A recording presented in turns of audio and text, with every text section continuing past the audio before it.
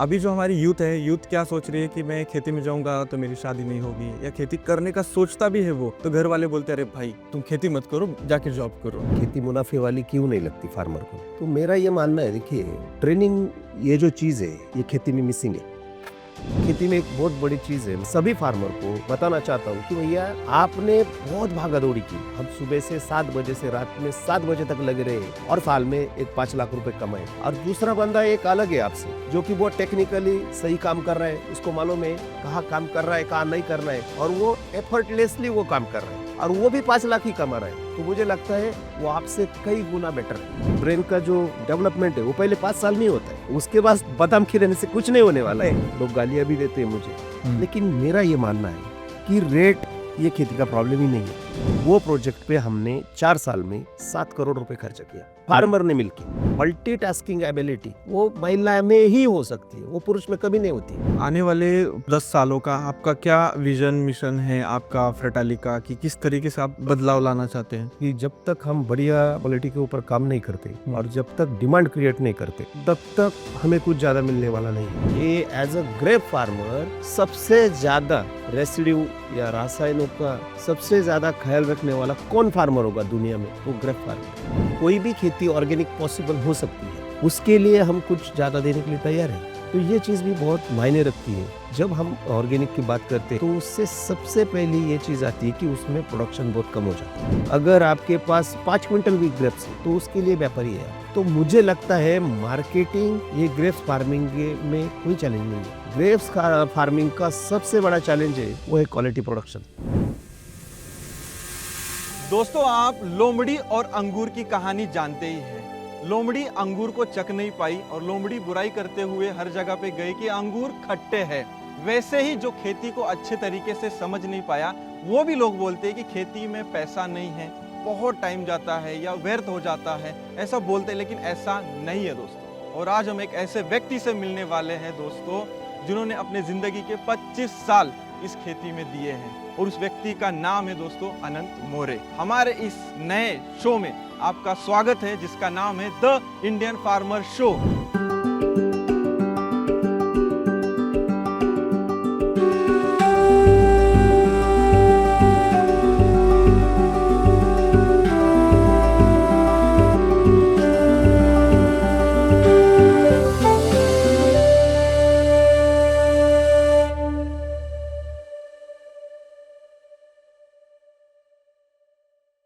दादा नमस्कार. नमस्ते. कैसे आप? बहुत बढ़िया, एकदम छान. तुम्ही सांगा. बहुत बढ़िया. जब मैं यहाँ आपके फार्म पे आया तो बहुत ही अच्छा लगा मुझे, फार्म देख के, आपका पूरा सिस्टम देख के। हम इसके बारे में बात तो करेंगे ही, अंगूर के बारे में, प्रैक्टिकल फार्मिंग के बारे में। लेकिन सबसे पहला मेरा ये सवाल है, जहाँ पे भी मुझे किसान मिलते हैं ऐसे बोलते हैं कि भाई खेती मुनाफे वाली नहीं है यार, इसमें बहुत नुकसान हो रहा है, रोना धोना ये हमेशा चलता रहता है। क्या लगता है इसके बारे में? पहले तो मेरे ये छोटे से फार्म में आपका बहुत सभी टीम का और आपका बहुत स्वागत है.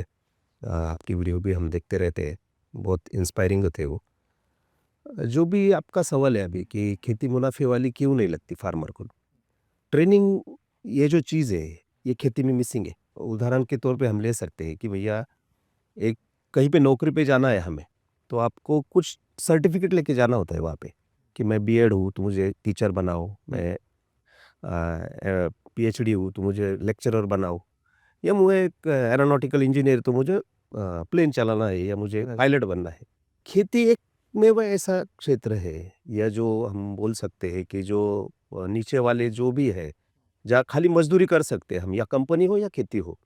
ये चीज़ें ऐसी होती है कि यहाँ आपको कोई नहीं पूछता कि भैया आपके पास क्या सीखा है आपने.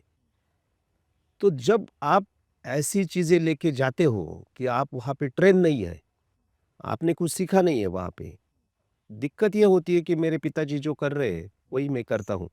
शायद 20 साल पहले वो ठीक था. आज का क्लाइमेट चेंज और ये सारी चीज़ें जो हमने देखी है, उससे ये लगता है कि ये शायद आज सही नहीं है, इसमें बदलाव की ज़रूरत है. और जो भी लोग खेती कर रहे हैं ऐसी विदाउट ट्रेनिंग, मुझे लगता है वो ट्रेनिंग सबसे ज़्यादा मिसिंग है. पहली बात, क्योंकि आप समझ नहीं पा रहे या समझ नहीं पाते कि एक चीज़ आपके सामने आई है, जैसे कि बारिश है, जैसे कि हाई टेम्परेचर है, और इसकी वजह से देखिए एक सजीव है वो, और बहुत सेंसिटिव रहता है पेड़।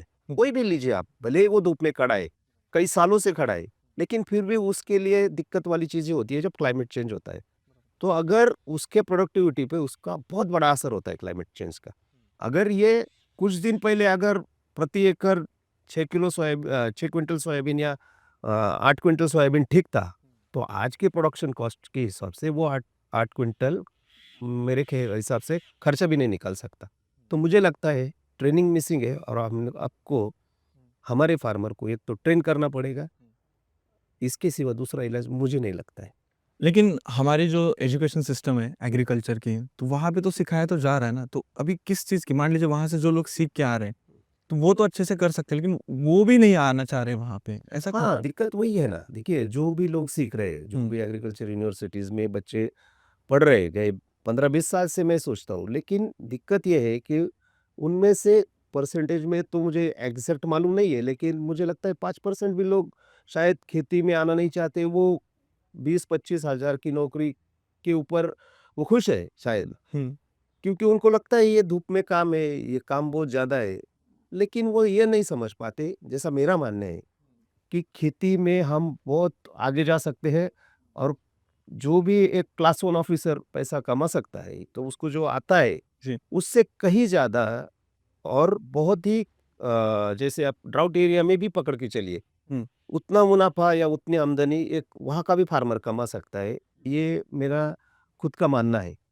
और मैं क्यों बोल सकता हूँ ये, कि अगर आप जैसे मराठवाड़ा में जाइए, वाशिम वगैरह, जो एरिया आपने महाराष्ट्र का, जहाँ कम बारिश होती है, वहाँ पे भी कुछ लोग अच्छा करते दिखते हैं ना हमें। हाँ, बहुत सारे ऐसी स्टोरीज़ हमें मालूम है कि बहुत ही एडवर्स कंडीशन में भी वो परफ़ॉर्म कर रहे हैं। जी, कोई तो अच्छी चीज़ होगी, कोई तो ऐसी चीज़ होगी जो उनको मालूम है, लेकिन उन बाकियों को लोगों पता बाकियों नहीं। को पता नहीं है। तो इसके लिए मेरा ये मानना है कि ये लोगों को एक तो आना चाहिए, हुँ, और सही से उस चीज़ को समझना चाहिए। अगर वो समझे हम, हुँ। मुझे लगता है दिक्कत नहीं रहेगी। मैंने एक चीज़ देखा है कि पीढ़ी दर पीढ़ी हमारे देश में खेती होते आ रही है, क्योंकि हमारा एग्रीकल्चर ही कल्चर है, हमारी संस्कृति है। हर एक के खून में, ब्लड में एग्रीकल्चर है। भले वो शहरों में जाके रह रहा है, लेकिन उसको खेती करनी है। बिल्कुल। लेकिन अभी जो हमारी यूथ है, यूथ क्या सोच रही है कि मैं खेती में जाऊँगा तो मेरी शादी नहीं होगी, या खेती करने का सोचता भी है वो, तो घर वाले बोलते हैं, "अरे भाई, तुम खेती मत करो, जाके जॉब करो।" जॉब करो। ये चित्र कैसे बदल सकता है? ये देखिए, ये मतलब बहुत क्रूशियल स्टेज से गुज़र रहा है देश हमारा, और ये सही भी है कि लिटरली जो खेती-बाड़ी लोग हैं, वाले लोग हैं, उनके यहाँ पे बहुत मतलब 35-40 साल तक बच्चे हो गए, और सही में उनकी शादी खाली वो खेती-बाड़ी करते इसके लिए नहीं हो रही है। ये बिल्कुल सही है, लेकिन बदलना किसे पड़ेगा? बदलना ही हमें पड़ेगा। कोई आके तो बदलेगा नहीं। सरकार या ये चीज़ें, मुझे लगता नहीं इसमें कोई बदलाव कर सकती है। ऐसे कई स्टोरीज़ है हमारे पास कि वो लोगों ने बहुत अच्छे तरीके से खुद को ढाला है ये चीज़ों में, और उन्होंने बदलाव किया है। देखिए, एक चीज़ मैं ये मानता हूँ कि, या मेरा मानना है कि जो रोज़गारी का स्तर है, जिसे हम छुपी बेरोज़गारी बोलते हैं, वो खेती में बहुत ज़्यादा है। हमें पोटेंशियल उसका देखना पड़ेगा, या पोटेंशियल को पहचानना पड़ेगा कि कितना पोटेंशियल है। आज की दिक्कत में महाराष्ट्र की बात मैं करूँ, तो मुझे लगता है कि जहाँ 10 लोग खेती में काम कर रहे हैं, शायद वो अच्छी टेक्निक सीखे, अच्छा सीख के कुछ आए, तो शायद उसमें से 5 लोगों को हम बाजू कर सकते हैं, और 5 लोग वही खेती अच्छे से कर सकते। तो मुझे ये लगता है, एक तो वो 5 लोगों ने और कुछ खेती लेके लीज़ हो या ऐसा कुछ चीज़ हो, तो उससे वो फैमिली को बढ़ावा मिलेगा, उससे रेवेन्यू बढ़ेगा वो फैमिली का। और उसके हिसाब से देखिए, लो लैंड होल्डिंग या मिनिमम लैंड होल्डिंग, ये हमारे खेती का बहुत बड़ा दिक्कत है। मेरे ख़्याल से महाराष्ट्र का एवरेज लैंड होल्डिंग 2.5 से 3 एकड़ के आसपास होगा। तो देखिए, एक चीज़ समझनी पड़ेगी कि ज़्यादा लोग का प्रेशर, ये भी बहुत बड़ी दिक्कत है। तो अगर प्रेशर बढ़ेगा, तो ये सारी चीज़ें आएगी। तो इसके लिए दोनों चीज़ें, मतलब ये अभी बहुत दिक्कत वाली सिचुएशन हो गई है हमारे पास, क्योंकि लैंड होल्डिंग ही कम है बहुत। बराबर है। हाँ, क्योंकि लैंड तो ये हमेशा कमी होती जाएगी। बिल्कुल, कभी ऐसा नहीं होगा कि आपकी लैंड बढ़ेगी, और बिल्कुल, पॉपुलेशन तो बढ़ती जा बढ़ती रही जा है। रही है।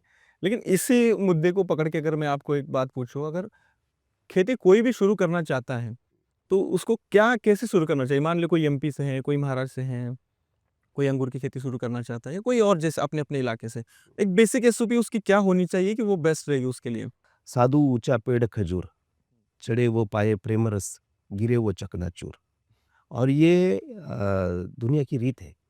देखिए, आपको अगर कोई भी चीज़ हासिल करनी है अच्छी से, तो आपको सही मार्गदर्शक ढूँढना पड़ेगा। ओह! देखिए,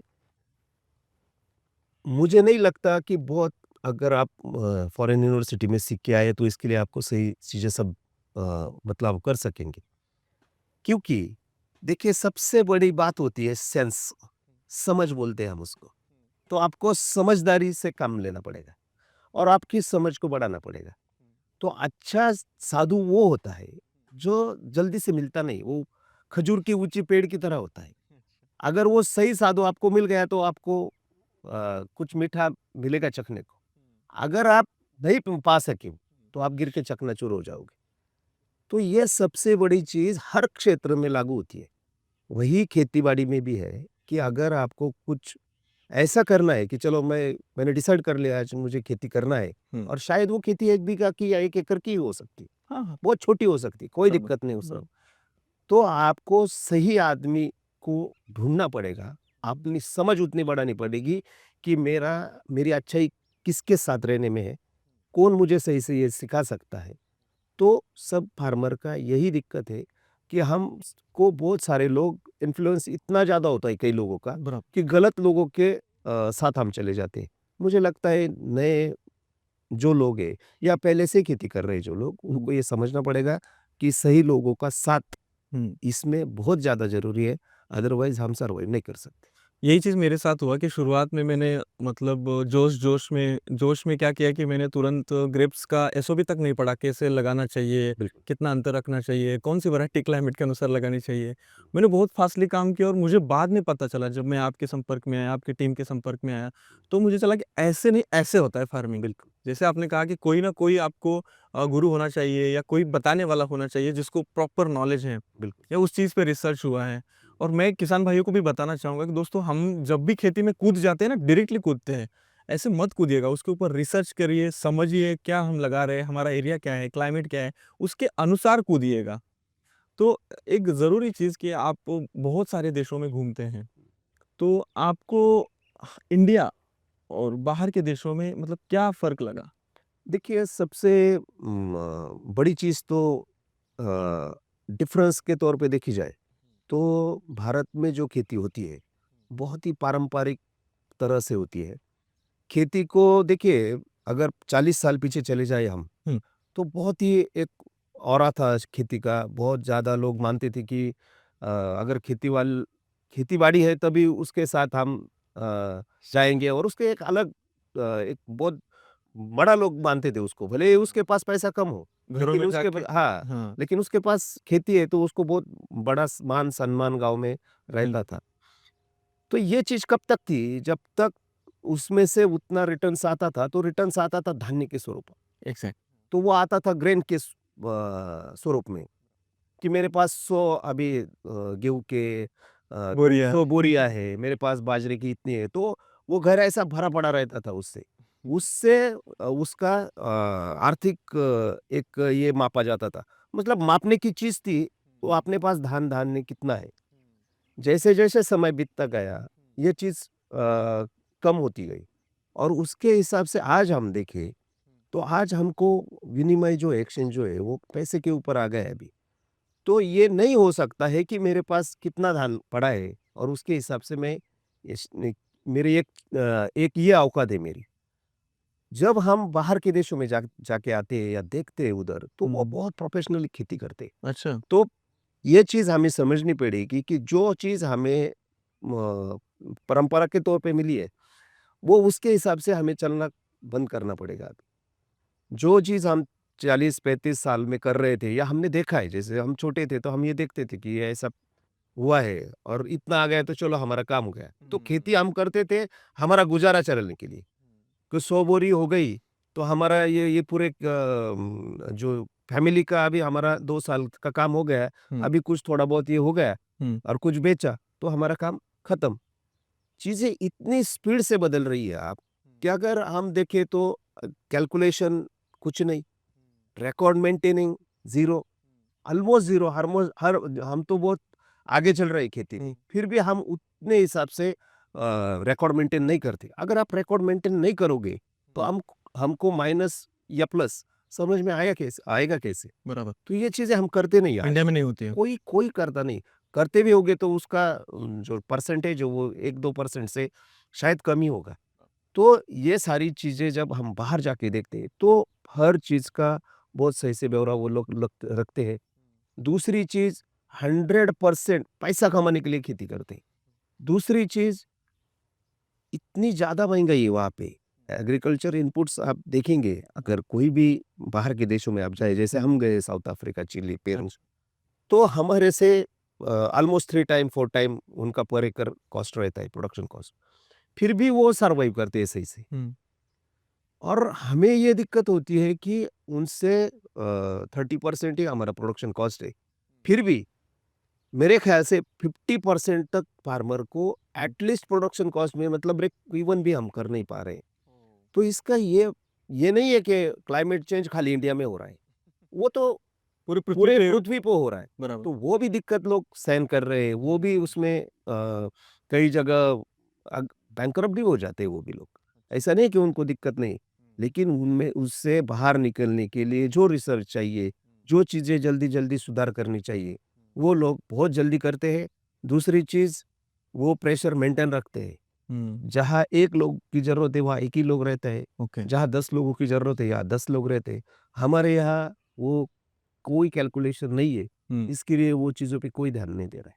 तो इतना बड़ा फ़र्क है, मतलब देखा जाए तो बाहर में फार्मिंग को एज़ अ बिज़नेस ही माना बिज़नेस जाए रहेगा। और इंडिया में वो चीज़ नहीं देखी जा रही है। बिल्कुल नहीं। बहुत कम लोग देखते हैं बिज़नेस की तरह उसको, बहुत कम। बराबर है, ये बात तो आपने सही कहा।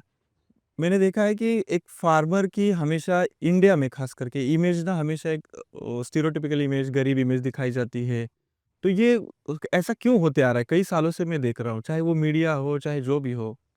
नहीं देखिए ना, ये नहीं, इमेज तो है, सही भी है वो, ऐसा नहीं है कि वो बहुत गलत है। इनकम का देखा जाए, मेरे पास ऐसा कोई स्टैटिस्टिक अभी नहीं है कि मैं आपके सामने रख सकूँ वो। लेकिन सही में गरीबी है, वो हम नकार नहीं सकते। बहुत कम एरिया है, जैसे पंजाब या हरियाणा या महाराष्ट्र का कुछ एरिया हुँ। या तमिलनाडु का कुछ एरिया, ये 5-6 राज्य का अगर हम छोड़ दें, तो बाकी जगह पे और इसी राज्यों में भी बहुत कम जिले लोग हैं। जिले हो सकते हैं जहाँ पे हुँ। बारिश का सही है, इरिगेशन का काम हुआ है, नदियाँ हैं, पानी का सोर्स सही है। वहाँ पे ऑन एन एवरेज ठीक-ठाक स्थिति है।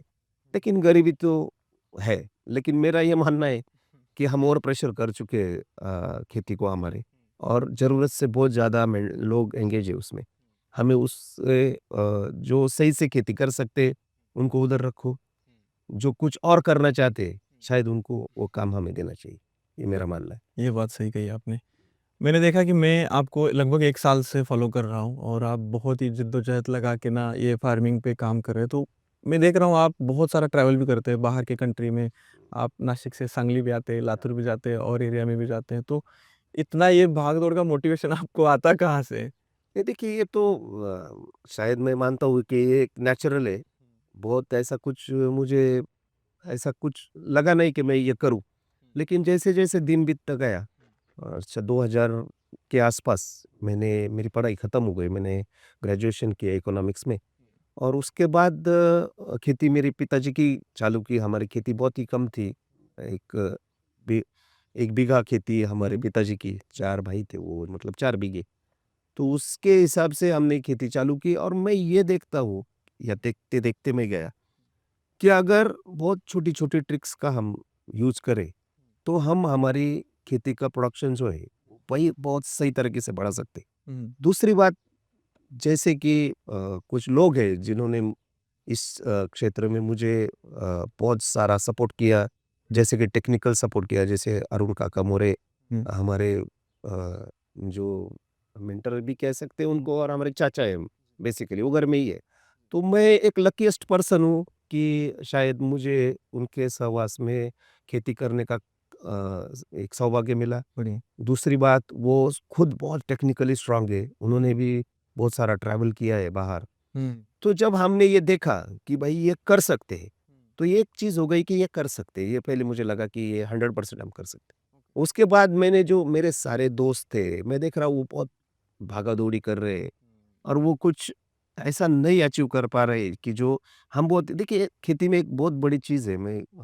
शायद मैं सभी फार्मर को ये बताना चाहता हूँ कि भैया आपने बहुत भागा-दौड़ी की। हम सुबह से 7 बजे से रात में 7 बजे तक लगे रहे और फिर आपने कहा कि नहीं मैंने साल में एक 5 लाख रुपए कमाए और दूसरा बंदा एक अलग है आपसे, जो कि बहुत टेक्निकली सही काम कर रहा है, उसको मालूम है कहाँ काम कर रहा है, कहाँ नहीं करना है और वो एफर्टलेसली वो काम कर रहा है और वो भी 5 लाख ही कमा रहा है। तो मुझे लगता है वो आपसे कई गुना बेटर है।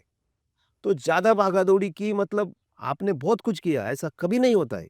देखिए मैनेजमेंट मिसिंग है सॉरी खेती में।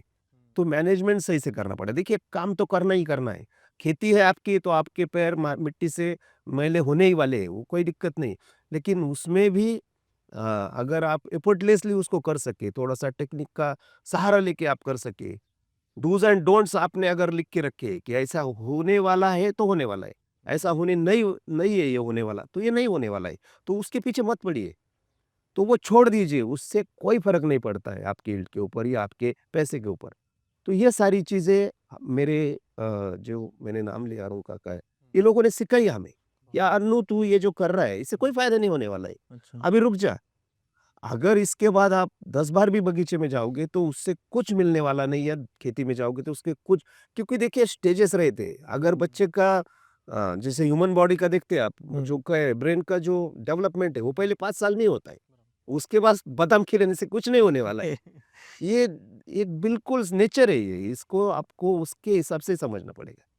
तो ये सारी चीज़ें अगर आप समझे, तो मुझे लगता है कि हम एफर्टलेसली खेती कर सकते हैं और मैनेजमेंट के सहारे हम उसको लीजिए, तो ये बहुत सही से होगा। तो ये इंस्पिरेशन मुझे मिली शायद मेरे दोस्तों के इंस्पिरेशन ये है कि देखिए मैं अगर एक दोस्त दिक्कत में है और शायद मैंने उसे कुछ टेक्निकल मदद की, ना मैं उसके स्प्रेइंग में गया, ना जुताई में गया, ना बुआई में गया, कोई चीज़ों में उसकी मदद करने के लिए नहीं गया। मैंने उसको एक ही बोला, अभी रुक जा, अभी शुरू कर।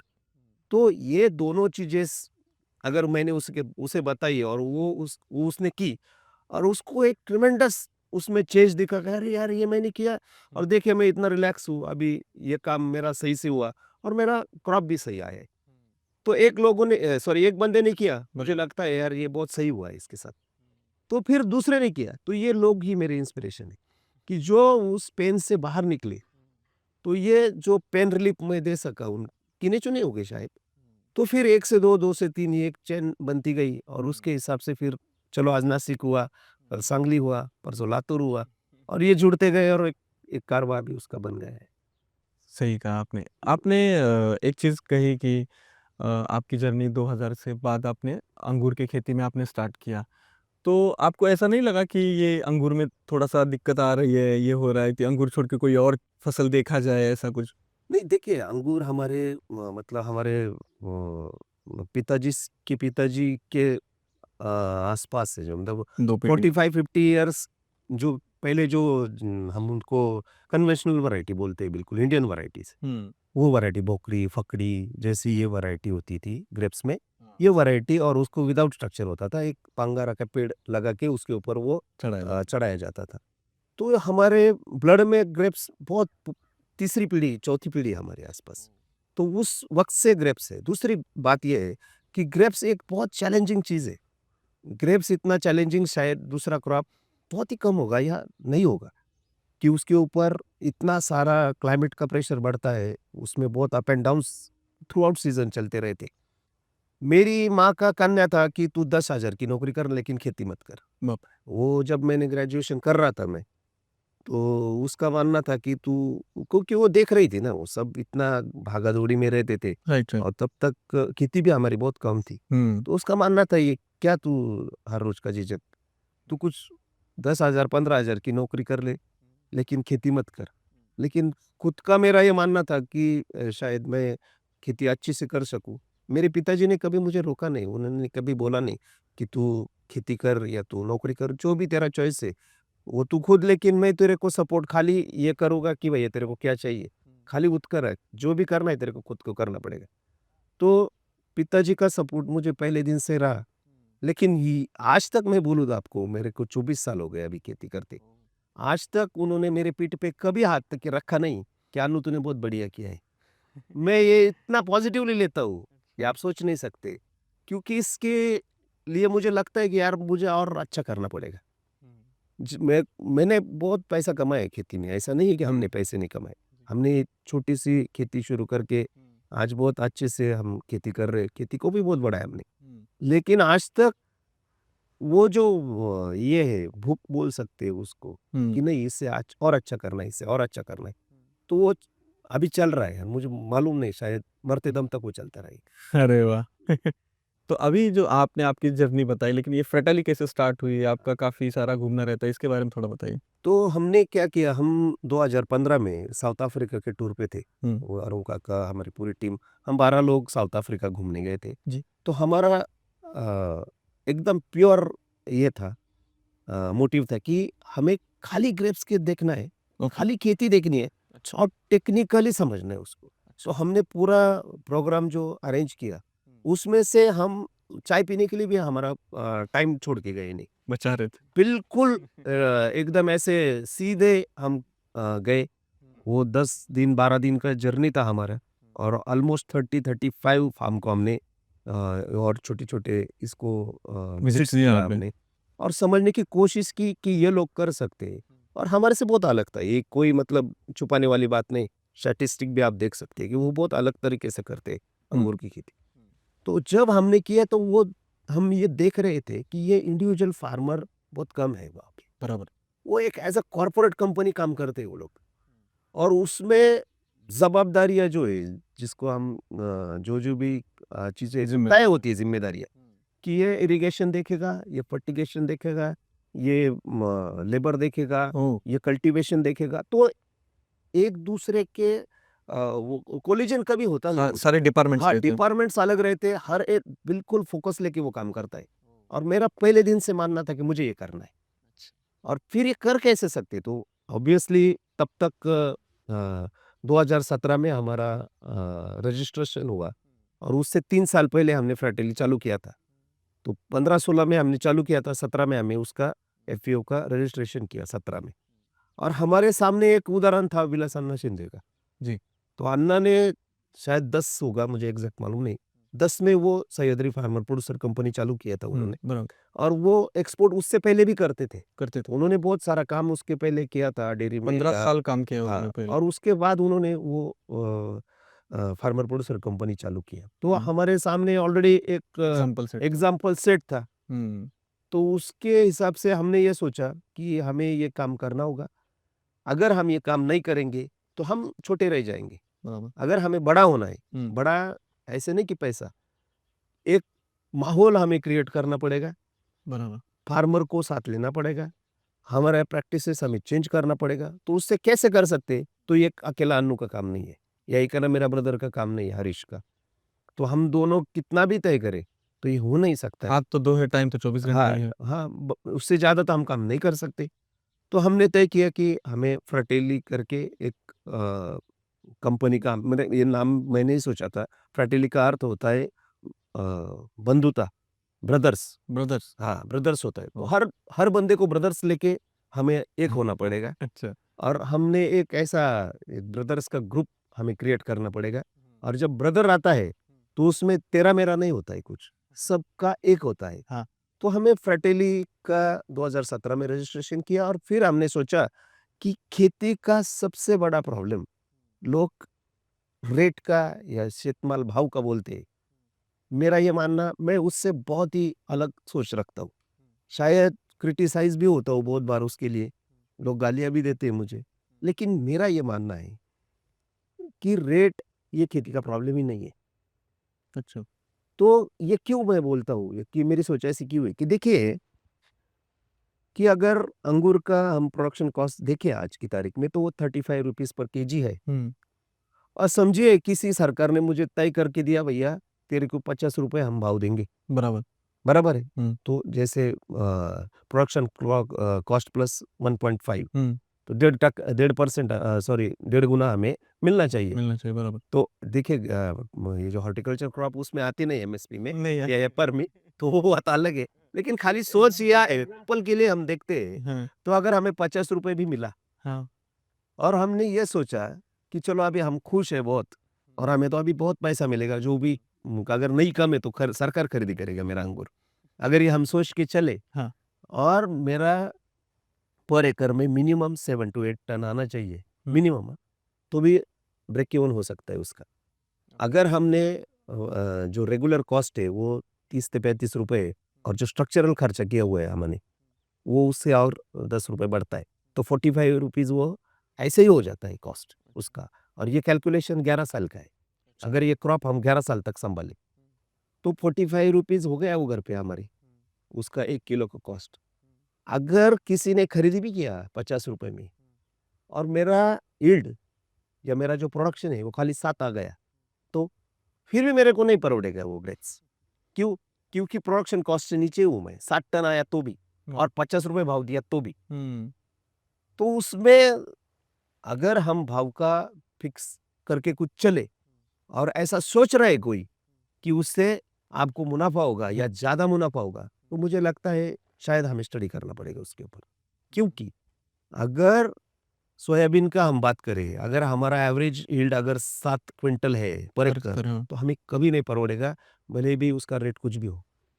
तो मेरा मानना है कि पर एकड़ उत्पादन को हमें एक लेवल के आगे लेके जाना पड़ेगा, अदरवाइज हमें एक तय स्वरूप के भाव में भी कोई दे रहा है भाव, तो भी हमें उतना रिटर्न्स उसमें मिल नहीं सकता है। जैसे अंगूर की मैं बात करूं, अंगूर हमें 8 से 10 टन मिनिमम लाना पड़ेगा, जो कि आज महाराष्ट्र का अंगूर का एवरेज 7 टन से आगे नहीं है। तो 7 टन से आगे नहीं है, तो शायद अन्नू को पैसा होगा, शायद संतोष भाऊ को पैसा होगा, शायद और 50-60% लोग हैं वो ऐसे ही दिक्कत में रहेंगे। तो उसके लिए पर्याय क्या है? उसके लिए पर्याय ये है कि हमें हमारा प्रोडक्शन एक सीमित जगह से आगे लेके जाना पड़ेगा। ओके। अदरवाइज हम कुछ अच्छा भाव भी हमें मिलता है, तो भी ऐसा नहीं हो सकता है कि वो चीज़ हमें कमर्शियली बेनिफिशियल रहेगी। एक बात हम भटक गए मुद्दे से। आपने कहा कि आप सारे टीम को लेके साउथ अफ्रीका चले गए। हाँ, साउथ अफ्रीका जाने के बाद आपने चाय पीने के लिए तक समय बचाया। बिल्कुल। उसके बाद आगे क्या प्रोसेस हुआ? हाँ, तो क्या हुआ, थोड़ा-सा मुद्दे से हट गए हाँ, हम। चलते कर तो जब हम साउथ अफ्रीका गए, तो हमने ये देखा कि भैया ये काम तो ऐसा होता नहीं है। हाँ। हम जो खेती अंगूर की कर रहे हैं, वो अंगूर की खेती ऐसे होती नहीं है। वो बहुत सारी चीज़ें जैसे मतलब डिपार्टमेंट उनके तय है, वो लोग उसके हिसाब से काम कर रहे हैं। तो हमने ये सोचा कि भैया अभी हमें 100% और इमीडिएट स्वरूप के ऊपर हमें चेंज करना पड़ेगा। तो ये चेंज सिखाएगा कौन हमें? तो हम उसी जर्नी में, जब हमारा जर्नी खत्म हुआ और हम निकलने वाले थे वहाँ से, तो हमारा सब एक डिस्कशन हुआ, ग्रुप डिस्कशन, और हमने ये तय किया कि हमें किसी आदमी को इधर बुलाना पड़ेगा, क्योंकि ये सिखाएगा कौन हमें, ये तो मालूम नहीं था कि कैसे करना है। तो हम वहाँ बैठे, फिर एक डिस्कशन हुआ। वहाँ उस दिन हमारी रोड्रिगो ओलिवा जो एक बहुत ही नामी वो एक तज्ञ है ग्रेप्स में और कुछ सिट्रस वगैरह में, अवाकाडो में, तो उनसे हमें बात हुई। 2 दिन हम उनके साथ रहे और एक स्पार्क हमें मिला वहाँ से कि भैया ये इस तरह से भी सोचा जाता है क्या? अच्छा। और फिर हमने अरुण काका और टीम को बोला कि जो भी कुछ हो जाए, हमें इस बंदे को इंडिया में लेके आना है। और उसी दिन हमने उसको न्योता दिया, और 2015 में हम जनवरी में वहाँ थे, और खाली 1.5 महीने में, मतलब 12-13 मार्च के आसपास हमने उसको बुलाया।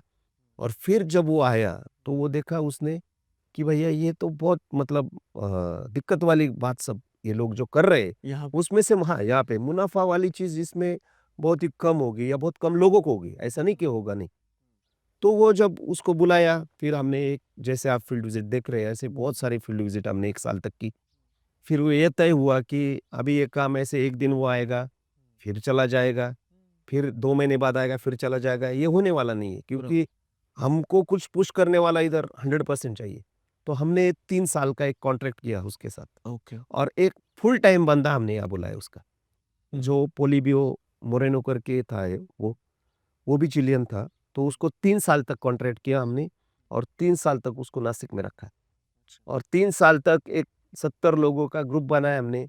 उन्होंने सब रेवेन्यू जनरेट किया उसके लिए, अच्छा, हमने खुद ने। सब लोग तैयार हो सब गए। लोग तैयार किए, बढ़िया। सब तैयार हो गए और वो प्रोजेक्ट पे हमने 4 साल में 7 करोड़ रुपए खर्चा किया, बाप, फार्मर ने मिलके। 7 करोड़। हाँ, मुझे लगता है शायद इंडिया की हिस्ट्री में फार्मर ग्रुप ने आके हुँ, खाली सीखने के लिए, हाँ, खाली एग्रीकल्चर सीखने के लिए इतना बड़ा पैसा शायद कभी खर्च किया होगा। बहुत बड़ा हो गया ये तो। हाँ, 7 करोड़ बहुत बड़ी चीज़ होती है बहुत। और वो कुछ उसमें से आने वाला नहीं था कमर्शियली, पैसा आने वाला नहीं था। खाली सीखने के लिए मतलब इतने पैसे में शायद कितने सारे बच्चों को हम एग्रीकल्चर सिखा सकते थे 3 साल के लिए।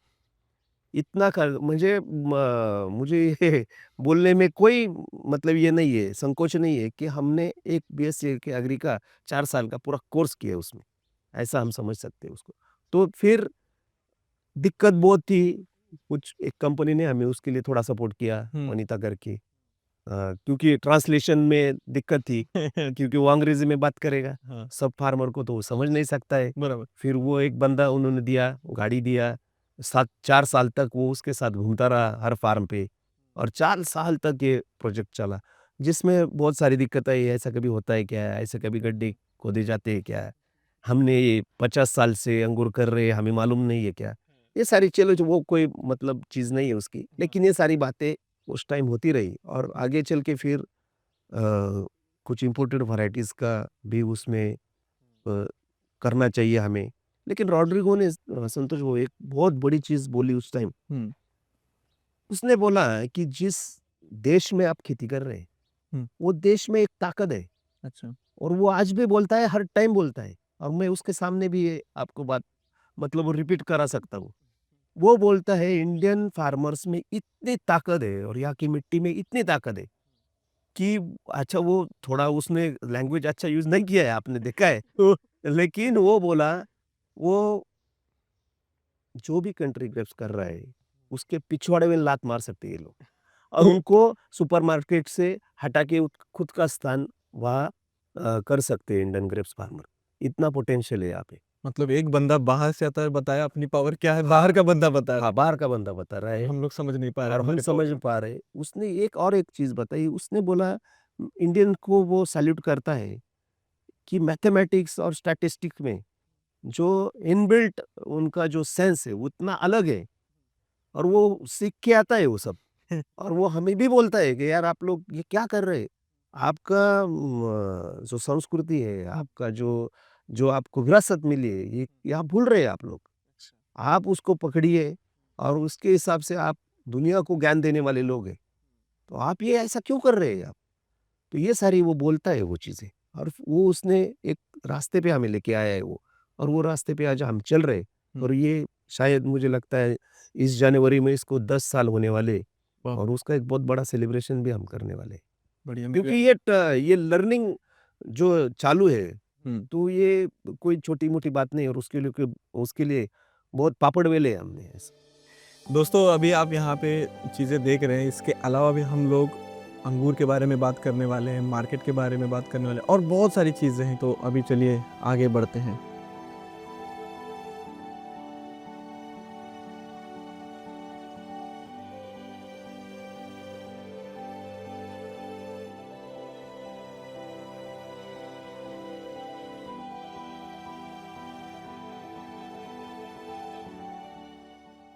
तो अभी हम यहाँ पे अंगूर के खेत में आके बैठ गए हैं और काफ़ी मज़ा आ रहा है यहाँ पे एकदम छाँव है, बहुत ही मस्त पानी भी चालू है इरिगेशन यहाँ पे और ये लगभग ना 14 साल हो चुके हैं इस प्लांट को दोस्तों, इस पेड़ को बहुत ही बेहतरीन यहाँ पे अभी भी दिख रहा है ये, इसके ऊपर पूरा। लेकिन इसी रिलेटेड मैं आपको ये पूछना चाहूँगा कि ये ग्रेप्स की खेती मतलब इसका ओरिजिन कहाँ का है और ये इंडिया में कब आई?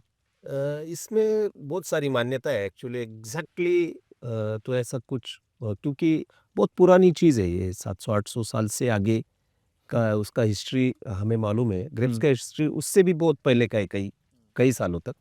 लेकिन शिखामणि सर का एक बुक बनाया है और बहुत ही वो हम बोल सकते मार्गदर्शक बुक है वो सब लोगों के लिए, हम पढ़ते आ रहे हैं उसे।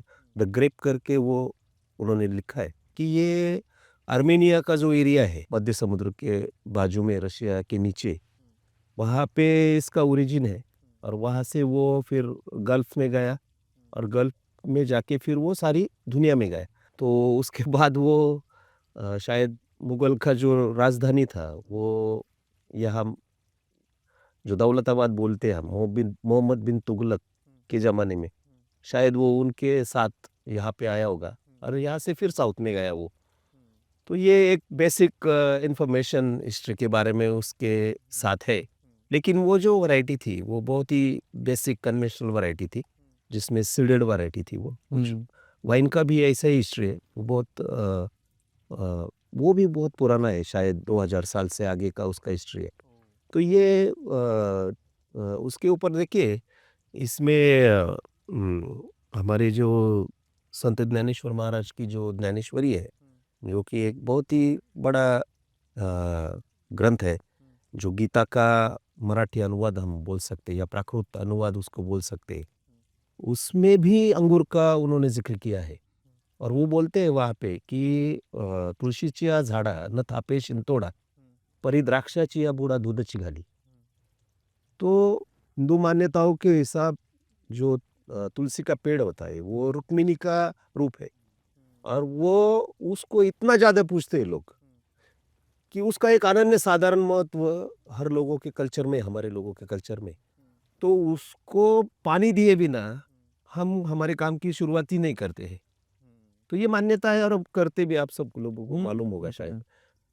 तो जहाँ ये तुलसी का इतना ज़्यादा महत्व है, तो उसको भी वो दुर्लक्ष करते, उसके ऊपर उसको छोड़ते हैं और उसको पानी भी नहीं डालते उसके ऊपर, लेकिन अंगूर के पेड़ को दूध डालते हैं।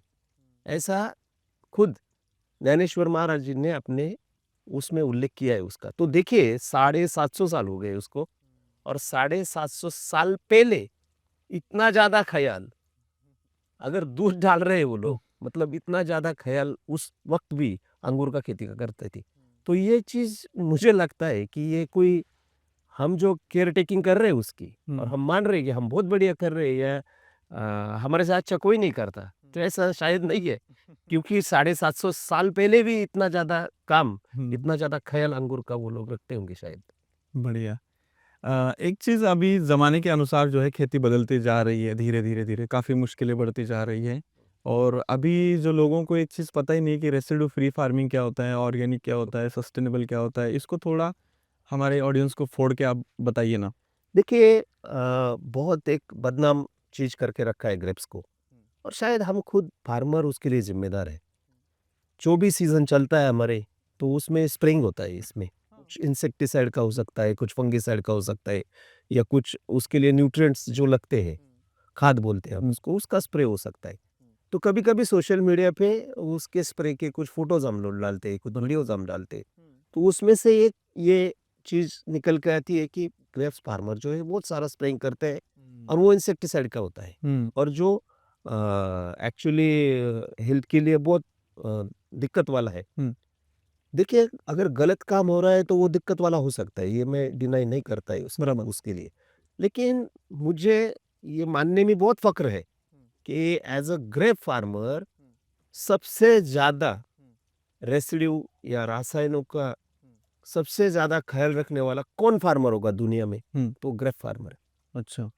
देखिए हम एक्सपोर्ट करते हैं या हम डोमेस्टिक में ये हमारा ग्रेप्स भेजते हैं, लेकिन बहुत स्ट्रिक्ट मॉनिटरिंग होता है इसके ऊपर। रेसिड्यू यानी कि उस केमिकल का अंश निकल जाना चाहिए। हाँ, वो अंश वहाँ ना रह जाए, उसके लिए एक प्रॉपर स्ट्रैटेजी हम सीजन्स के पहले तय करते हैं। अच्छा। कौन सा केमिकल कहाँ स्प्रे करना है, उससे आगे जाना नहीं है। ये सारी चीज़ें हम सीज़न के पहले तय कर लेते हैं और ये ऐसा नहीं है कि मैं एक अकेला कर रहा हूँ या कोई और कर नहीं रहा है।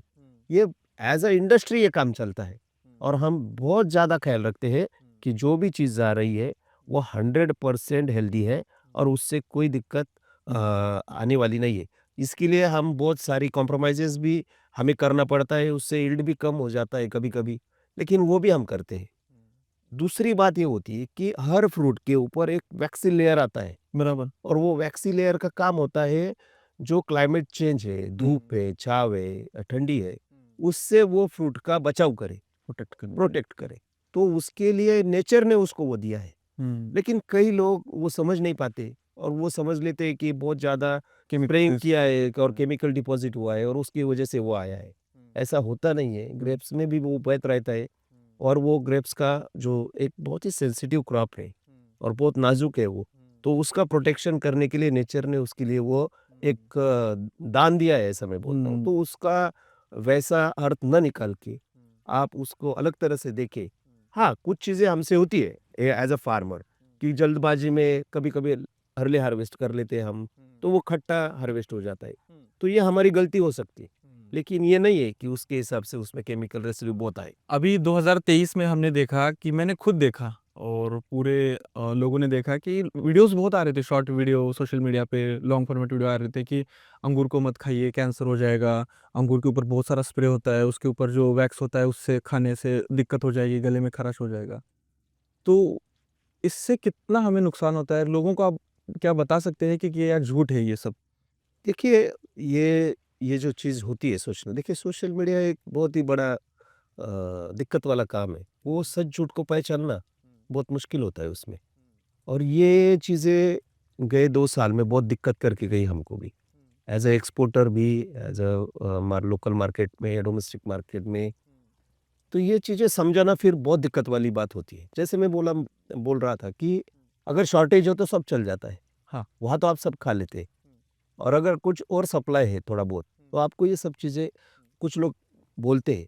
मैं ये 100% एग्री करता हूँ या मानता हूँ। हमसे कौन-सी गलती होती है कभी-कभी कि हम खट्टा अंगूर अंगूर भेज देते हैं कभी-कभी। बराबर। कुछ चीज़ें ऐसी हो जाती है कि हमें वो भेजना पड़ता है।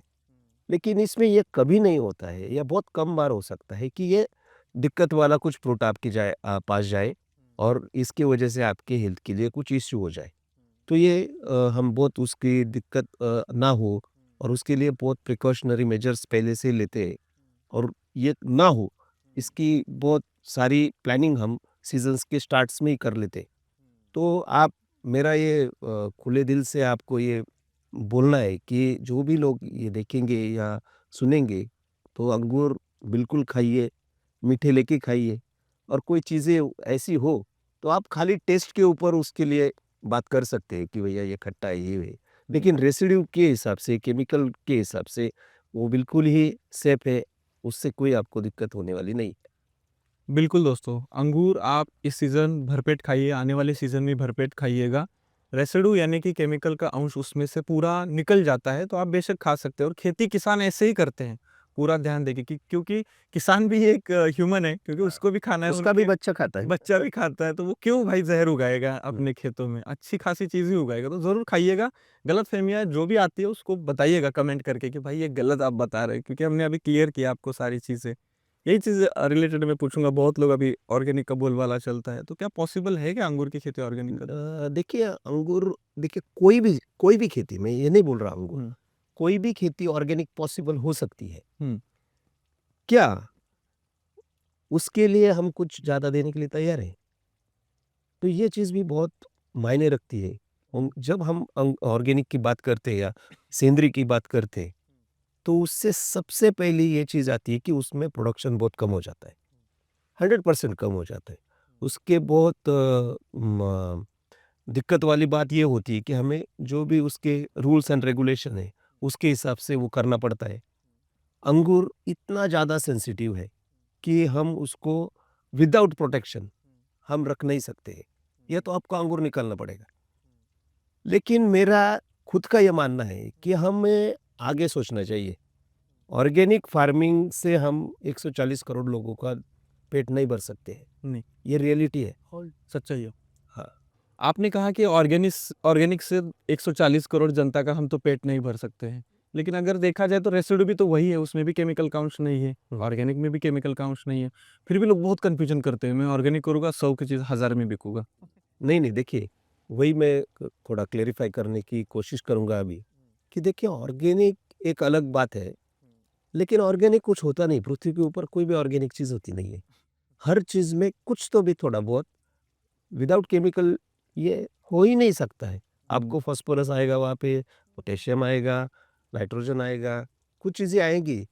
विदाउट कॉम्बिनेशन ये चीज़ बन ही नहीं सकती है। बराबर। तो हर चीज़ का वो कॉम्बिनेशन रहता है। लेकिन उसमें कितने आगे तक हम ले जाएँ, एक अच्छे किसान या जो भी लोग हैं, उनकी ज़िम्मेवारी होती है, ये 100% सही है। लेकिन ऑर्गेनिक के चक्कर में देश के देश खराब हो चुके हैं। जैसे श्रीलंका की बात कर सकते हैं हम, जो कि ऑर्गेनिक के चक्कर में अभी अपना सब कुछ खो चुका है। दिवालिया हो गया। दिवालिया हो गया है वो खेती के बारे में। ये चीज़ शायद हमें ना हो, ये सभी सीनियर लोगों को देखना पड़ेगा। हाँ, मैं एक चीज़ पे 100% ठाम हूँ या 100% फुल्ली इसको हम मान के चलते हैं कि जो भी चीज़ आए वो 100% केमिकल रेसिड्यू फ्री ही होनी चाहिए। ओके। वो मुझे मालूम है, वो खिलवाड़ हम हमारे अगली पीढ़ी के साथ नहीं कर सकते। हम कभी भी केमिकल रेसिड्यू वाली चीज़ जो भी है वो हमें किसी को नहीं खिलानी चाहिए। बराबर। उसके लिए 100% मैं एग्री हूँ। लेकिन उसे हम कह सकते हैं विषमुक्त खेती, रेसिड्यू फ्री फार्मिंग। ये चीज के ऊपर हमें काम करना पड़ेगा। लेकिन ऑर्गेनिक के चक्कर में मुझे लगता है कि हम बहुत सारा कुछ ऐसा खो देंगे कि शायद उसे फिर ट्रैक पे लाने में शायद बहुत दिन लग जाएंगे हमें। बाप रे, ये तो रिस्की काम है। हाँ, बहुत रिस्की काम है। अब हम अंगूर पे आते हैं। मुझे बताइए कि अंगूर की कितनी वैरायटीज होती है, हमारे देश में अंगूर कहाँ पे लिया जाता है और अंगूर की क्या स्थिति है देश में? देखिए, मेजर अंगूर का प्लांटेशन तो 80% के आसपास नासिक में है। अच्छा। जिले में, एक जिले में। और शायद 75 होगा। और बाकी का सांगली मेन रीजन है। और धाराशिव में, सोलापुर धाराशिव का एरिया है, उसमें ऑलमोस्ट 90% अंगूर उगाते हैं हम लोग। तो महाराष्ट्र 90% हो गया। उसके बाद आता है कर्नाटक, उसके बाद थोड़ा बहुत एमपी, थोड़ा बहुत पंजाब, और थोड़ा बहुत जो पूर्वांचल के एरिया है, हेवन बोलते हैं उसको, उसमें कुछ जगह पे कुछ छोटी मोटी वैरायटीज उसमें लोग उगाते हैं। आज की तारीख में जो भी अंगूर हम उगाते हैं वो 100% थॉमसन के आसपास है। 100 मतलब मान के चलिए आप, बहुत ही कम अदर वैरायटीज है। जो भी ये लंबी वैरायटी होती है अंगूर की, या जो भी म्यूटेशन आया है उसमें गए 50 साल में, तो वो थॉमसन से ही बनी है। तो बेस जो है हमारा इंडस्ट्री का आज की तारीख में, वो 95% के आसपास थॉमसन ही है। ये थॉमसन वैरायटी और ये थॉमसन जो वैरायटी है, ये एक अमेरिकन वैरायटी है। अच्छा। जो यूनिवर्सिटी ऑफ कैलिफोर्निया में उन लोगों ने उसका रिसर्च करके उसको बनाया था। मतलब उसका क्या बोलते हैं हम, उसको मॉडिफाई किया था। और वो सुल्ताना करके एक वैरायटी है, उससे उन्होंने वो मॉडिफाई किया था उसको। तो ये जो आज हम जो वैरायटीज बोल रहे हैं, उसमें तो गिनने को तो हमारे पास बहुत सारी 20-25 तो वैरायटीज ऑलमोस्ट है। लेकिन वो सभी थॉमसन से ही निकली हुई है।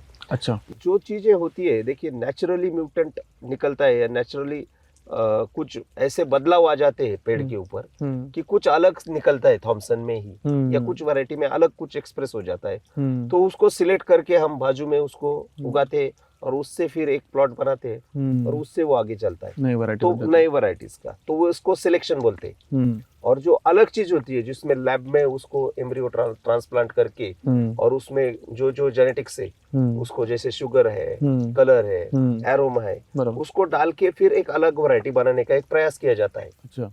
तो ये एक अलग चीज होती है और सिलेक्शन, म्यूटेंट सिलेक्शन एक अलग चीज होती है। तो म्यूटेंट सिलेक्शन में हमारे पास डालने के लिए कुछ होता है, मदर नेचर जो उसको दे उससे वो हम आगे लेके जा सकते हैं। लेकिन जो लैब में बनाते हैं, जिसको हमें क्रॉस एम्ब्रियो करके उसमें शायद हम कुछ चीजें डाल सकते हैं हमारे साइंस के हिसाब से। और उसमें जो नई वैरायटीज जो आई है अभी, उसमें से मोस्टली सभी वैरायटीज जो है वो ऐसे ही बनी हुई है। ओके। दुनिया में सबसे ज्यादा उत्पादन अंगूर का कहाँ पे लिया जाता है? चाइना। हाँ, सबसे ज्यादा उत्पादन भी शायद चाइना में लिया जाता है और सबसे ज्यादा खपत भी चाइना में ही होती है अंगूर की। अच्छा, उत्पादन वही करते हैं और खपत भी वही ज्यादा होती है। और अभी तो उनका प्लान भी बहुत बड़ा है, वो शायद एक्सपोर्ट करने में भी शायद दुनिया में सबसे आगे जाने की कोशिश कर रहे हैं अगले 4-5 सालों में। अभी कौन कर रहा होगा तब भी सबसे ज्यादा एक्सपोर्ट?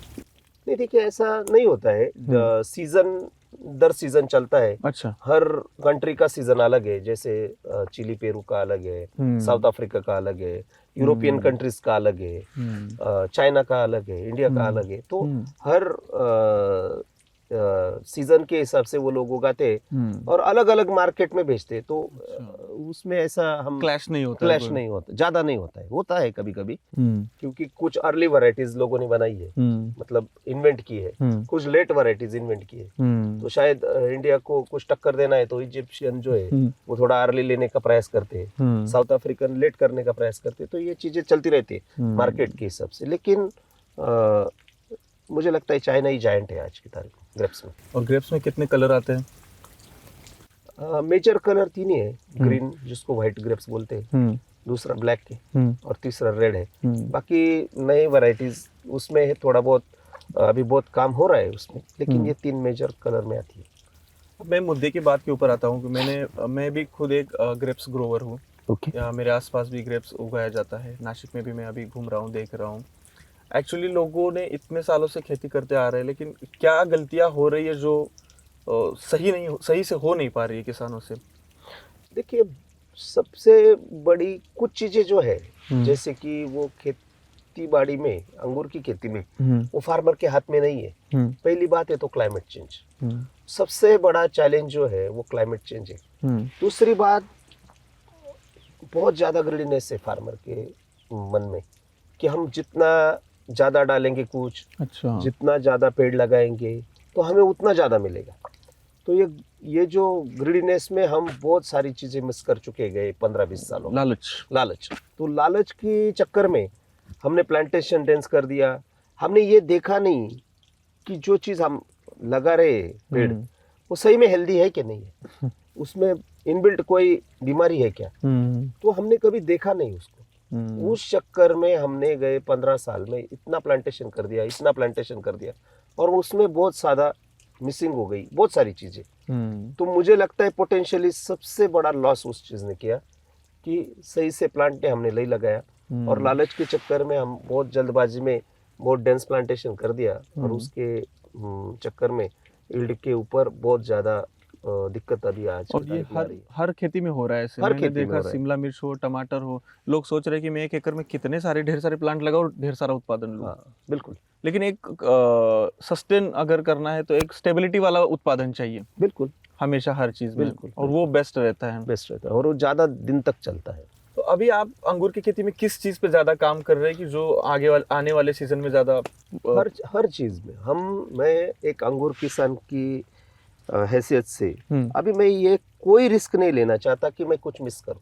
अच्छा, ऐसा नहीं है कि इसके लिए आज मैं जो कर रहा हूँ वो सब सही है, ये भी नहीं है, लेकिन मैं ट्राई तो कर रहा हूँ एटलीस्ट कि जो भी करो वो कम से कम ऐसा हो कि मेरे मतलब मुझे बहुत ज्यादा लॉसेस उससे ना आए। तो मैं क्या कर रहा हूँ, मैं शुरुआत कर रहा हूँ बहुत बढ़िया सॉइल प्रिपरेशन से। बराबर, शुरुआत अगर अच्छी होगी आपकी तो आपका एंड अच्छा होगा।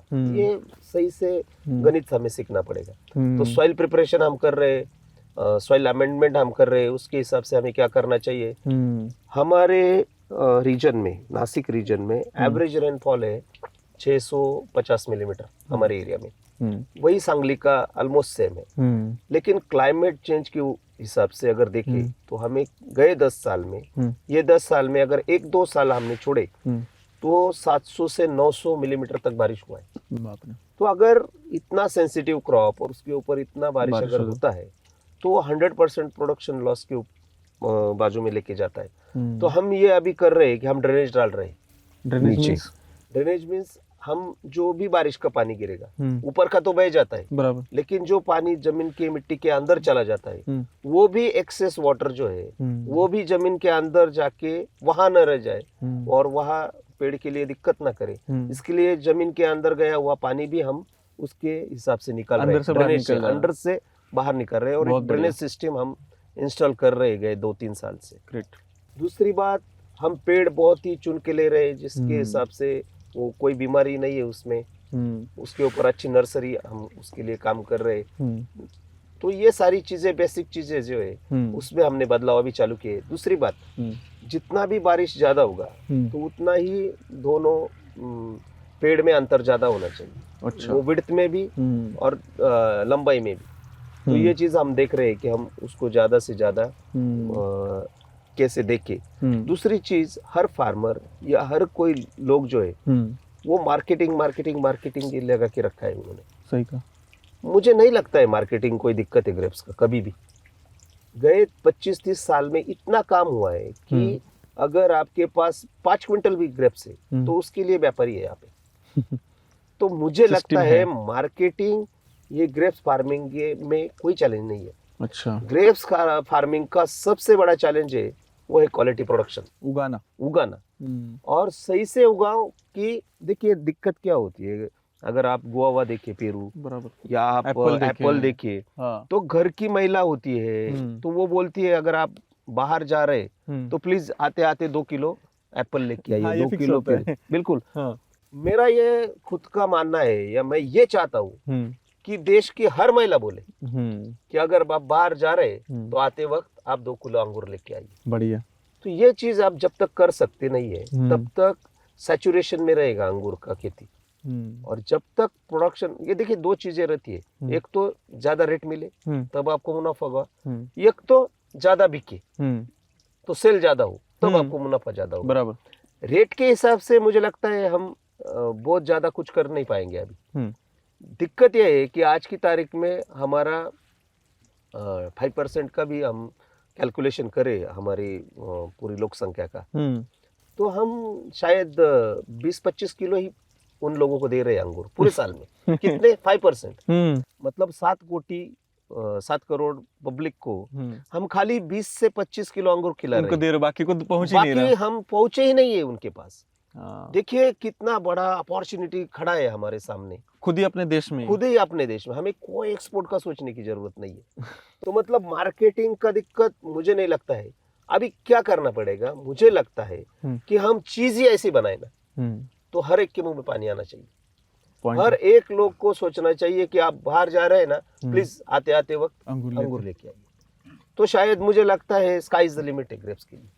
और आज शायद 4 लाख एकड़ का प्लांटेशन है पूरे देश में। अच्छा, प्लस पूरे माइनस देश में। हाँ। तो वो शायद 8 लाख भी हो जाए तो मुझे नहीं लगता है कोई दिक्कत आएगी। इतना बड़ा लेकिन देश है। इतना बड़ा देश, इतनी पॉपुलेशन, और मुझे लगता है पूरा यूरोप इकट्ठा करे और उसके बिलियनियर भी हम इकट्ठा करें, उससे ज्यादा पैसे वाले लोग इंडिया में रहते हैं। वाह, 100% रहते हैं। पूरे यूरोप का पॉपुलेशन 38 समथिंग सीआर है और खाली यूपी का 34 है। तो मुझे नहीं लगता है कि पैसा या लोग का खरीदी की क्षमता उतनी नहीं है, इसके लिए कम रेट मिल रहा है। नहीं, ये गलत। हमें वो उसको दर्जा देना है, स्टैंडर्ड पे ले हमको जाना है। वो स्टैंडर्ड पे लेके जाना पड़ेगा, तभी का बात बनेगी। आपने एक और चीज बोली कि क्लाइमेट चेंज की, तो अभी साल तो ये चेंज हो रहा है ग्लोबल वार्मिंग की वजह से। बारिश का टाइमिंग आगे जा रहा है, ठंडी आगे जा रही। कल ही मैंने मीटिंग में सुना कि ठंडी इस बार ज्यादा पड़ने वाली और लंबे समय तक पड़ेगी, बिल्कुल बोल रहे थे। तो ये सारे क्लाइमेट चेंज के ऊपर हम अंगूर के ऊपर कुछ क्रॉप कवर या ऐसे कोई चीजों के ऊपर जा सकते हैं क्या? बिल्कुल, ये बहुत एक सही बात आपने कही। देखिए, जब हम बात करते हैं अंगूर की या कोई भी खेती की, जैसे पहले भी मैंने कही कि ये पेड़ है, ये सही अगर देख रहे हैं हम, वो खड़ा है, कोई दिक्कत नहीं, लेकिन ऐसा नहीं है वो खुश है। अच्छा, हमें खुश रखना पड़ेगा उसको। बराबर। अगर जब तक हम उसको खुश नहीं रखते हैं तब तक वो सही से प्रोड्यूस नहीं कर पाएगा। तो उसके लिए खुश कैसे रख सकते हैं उसको? तो हमारा एक बहुत ही समझदार फार्मर होने के नाते हमारा ये बहुत बड़ा जिम्मेवारी होता है कि हम उसको ऐसा एनवायरनमेंट दें कि वो खुश रहे। बाकी देखिए 95% से 96% तक काम हर पेड़ खुद करता है, बाकी फार्मर कुछ नहीं करता है। हम पानी देते हैं, खाद देते हैं, इसका मतलब हम कुछ करते हैं ऐसा नहीं है। हम उसमें से खाली 4% काम करते हैं। अच्छा, बाकी 96% काम ये खुद करता है।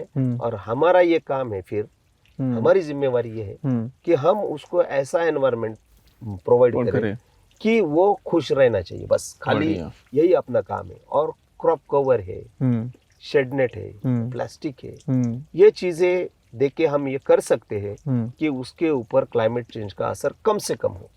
तो ये बहुत ही मतलब उसके ऊपर रिसर्च बहुत होना रिसर्च चाहिए। करना चाहिए और उसके ऊपर जो पैसा खर्च करना है उसको खर्चा ना समझ के एज ए इन्वेस्टमेंट समझना चाहिए। बराबर है, अगर आप एक बार सक्सेसफुल हो गए तो लाइफ टाइम के लिए हो गया, लाइफ टाइम के लिए होगा। सेफ बिल्कुल। रहेंगे आप, कम से कम बारिश से तो सेफ रहेंगे। हाँ, बाकी बारिश तो है, ओले है, ये सारी चीजें से हम सेफ रह सकते हैं और हमारे क्रॉप को सेव कर सकते हैं। बहुत सही कहा आपने। अगर देखा जाए तो जनरली मतलब इसमें सबसे ज्यादा चैलेंजेस क्या है अंगूर की खेती में देखा जाए तो? मतलब क्लाइमेट तो क्लाइमेट चेंज एक है और मुझे लगता है आगे चल के शायद लेबर चैलेंज एक बहुत बड़ा चैलेंज हो सकता है आगे चल के, क्योंकि देखिए लाइफस्टाइल हम देखें तो लाइफस्टाइल बहुत बदल रहा है लोगों का, बहुत स्पीड से बदल रहा है। तो हर एक को एक स्पेस चाहिए, हर एक को एक अपना टाइम चाहिए। तो अगर 10 साल पहले जो लोग जिस हिसाब से जिस डेडिकेशन से वो काम कर रहे थे उतने ही पैसे में शायद वो अब नहीं करेंगे, और वो भी ये देखते हैं कि हम 8 तास ही काम करेंगे, उससे ज़्यादा हम करने वाले नहीं है। उसको शायद धूप में काम करने में, खेती काम करने में ऐसा लगता है कि इससे बढ़िया है तो मैं क्या पे फैक्ट्री में जाके नौकरी करूं, वहाँ शिफ्ट में काम करूं, शायद थोड़ा बहुत कम ज़्यादा भी मिलेगा तो मैं धूप में तो नहीं हूँ। तो ये सब चल के मुझे लगता है आगे चल के लेबर का चैलेंज जो है मुझे लगता है वो बहुत ज़्यादा होने वाला है। तो इसके लिए हमें टेक्नोलॉजीज का सही से उपयोग करना पड़ेगा और कम लेबर में अच्छे से कैसे काम कर सके इसके ऊपर भी हमें सोचना पड़ेगा। टेक्नोलॉजी रिलेटेड ही बात करें तो जैसे हम ड्रिप इरिगेशन का इस्तेमाल कर रहे हैं, पानी देखने के लिए सॉइल सेंसर्स का इस्तेमाल कर रहे हैं, कीटकों को के लिए हम ट्रैप या लाइट ट्रैप इस्तेमाल कर रहे हैं। अभी हम लोग भी बहुत सारे किसान जो है डिजीज़ पहचानने के लिए, पेस्ट पहचानने के लिए प्लांटिक्स ऐप का इस्तेमाल कर रहे हैं, फ़ोटो खींचते हैं, वहाँ पे हमें पता चलता है कौन सा डिसीज़ है। तो इसके अलावा अंगूर की खेती में कोई टेक्नोलॉजी है जो ज़रूरी है इस्तेमाल करने के लिए? नहीं, देखिए पहली बात तो जो टेक्नोलॉजी आज की तारीख में अवेलेबल है वो ऐसी नहीं है कि हर एक किसान उसको अफोर्ड कर सके। ये भी उसमें दिक्कत है आज। लेकिन टेक्नोलॉजी आना एक बात है और उसकी समझ आना एक बात है। बराबर, टेक्नोलॉजी आ जाए लेकिन वो कैसे सही से इस्तेमाल कर मतलब सही उसका इस्तेमाल क्या है, एनालाइज आप उसको कर सकते हैं क्या, ये भी एक बहुत बड़ी चीज उसमें है। लेकिन मेरा ये मानना है कि हर टेक्नोलॉजी का एक पॉजिटिव इम्पैक्ट आ सकता है और उसे हमें 100% स्वीकार करना चाहिए, जिससे हम हमारा, मैं बोलता हूँ एफर्टलेसली हम अगर खेती कर सके। देखिए क्या होता है कि अगर हम बहुत ज़्यादा थकान महसूस करें काम करने में तो हमें अगले दिन उतना एनर्जी नहीं रहता है। अगर मैं सुबह से लगा हुआ हूँ, रात को 12 बज गए, फिर रात को 12 बजे पावर आता है या पावर कट होता है तो उससे बहुत परेशान हो जाता है आदमी। तो इसके लिए टेक्नोलॉजी का वापर हम कर सके और थोड़ा सा तनाव कम रहे हमें, तो मुझे लगता है प्रोडक्टिविटी बढ़ती है आदमी की। सही कहा। तो ये टेक्नोलॉजी हमें तनाव से मुक्त कर सकता है और हमारी सोचने की विचार क्षमता जो है उसे हम बढ़ा सकते हैं, एनर्जी बढ़ा सकते हैं। अभी मैंने खुद ही आपके खेत में देखा कि आपने पूरा ऑटोमेशन का सिस्टम लगाया है। बिल्कुल, जहाँ से पूरा फर्टिलाइजर वगैरह जाता है और वो पूरा ऑटोमेटिक सिस्टम है। हो, ऑटोमेटिक ऑल ऑन होते हैं। ऑटोमेटिक ऑल ऑन होता है। फर्टिलाइजर का हिसाब जो दिया है उसके समझो 7 तास का इरिगेशन है और उसमें हमें 10 किलो देना है तो अपने आप वो कैलकुलेट करके वो 10 किलो ले लेता है। अच्छा। तो देखिए मैं जो काम मुझे खुद करना पड़ता था और उसके लिए शायद इरिगेशन चालू है तो मुझे वहाँ बैठे रहना पड़ता था, बराबर, या मेरे हाथ से उसे मिक्स करके उसे देना पड़ता था। तो अगर रात को अगर पावर है तो मुझे रात में रुकना पड़ता था फार्म। ये तो बहुत प्रॉब्लम है हमारे यहाँ पे। तो ये प्रॉब्लम अगर मैं रात को रुका हूँ और सुबह कल फिर मुझे काम चालू करना है तो कोई भी आदमी है, वो उसकी भी एक कैपेसिटी है, वो मशीन तो नहीं है। तो अगले दिन उसके पूरे काम के ऊपर उसका असर होता था। लेकिन हम थोड़ा प्रोग्रेसिव फार्मर मैं खुद को मानता हूँ, तो मैंने ये सोचा चलो ये इन्वेस्टमेंट अगर हम करते हैं तो मेरा टाइम फ्री बचेगा और मैं उसके आगे थोड़ा और काम कर सकूंगा दूसरी जगह पे। तो इसके लिए वो मुझे लगता है वो कोई ज़्यादा खर्चे वाली बात भी अभी नहीं रही है।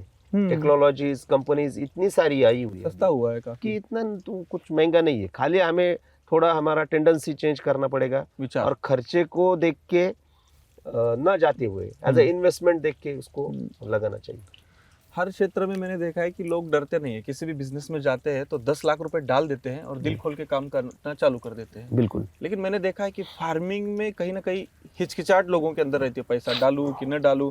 और एक बिल्कुल। चीज ये भी है कि मार्केट में इन्फ्लुएंस बहुत है यहाँ पे, बिल्कुल। लोग बताते हैं और वो करते हैं। हाँ, तो ये कहीं ना कहीं बदलना चाहिए, मुझे लगता है। 100% बदलना चाहिए। देखिए, मैं पहले ही बोला था कि हमें जो भी प्रोजेक्ट रन होते हैं और जगह पे, उसके ऊपर रिसर्च होता है पहले, और वो प्रोजेक्ट का कॉस्ट क्या है, इसका ब्रेक इवन कब आएगा, इसके ऊपर मैं और मेरा जो भी ब्याज है, ये वो चीजें उसमें ऐड करके अगर 5 साल का मेरा प्रोजेक्ट है तो मुझे 5 साल तक वेट करने का मुझे सिखाया नहीं गया है, या मैंने कैलकुलेशन ही नहीं किया है कभी आज तक।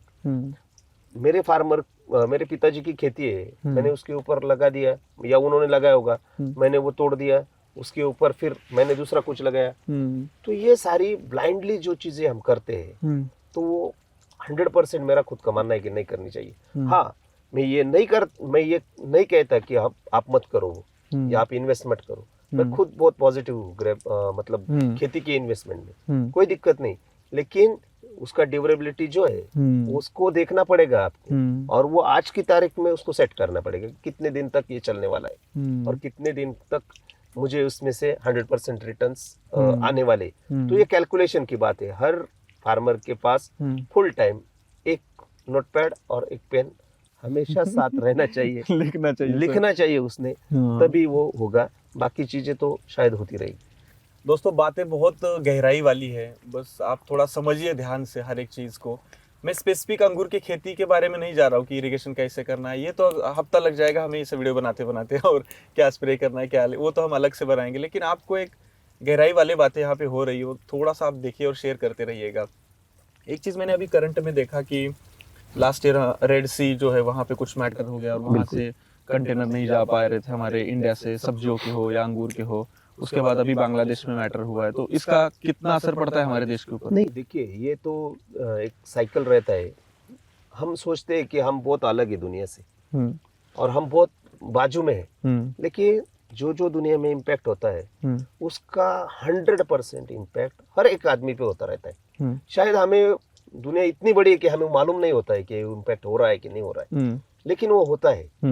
जैसे कि रेड सी का हम देख रहे हैं, एक्सपोर्ट के हिसाब से उसका बहुत इम्पैक्ट पिछले साल भी हुआ।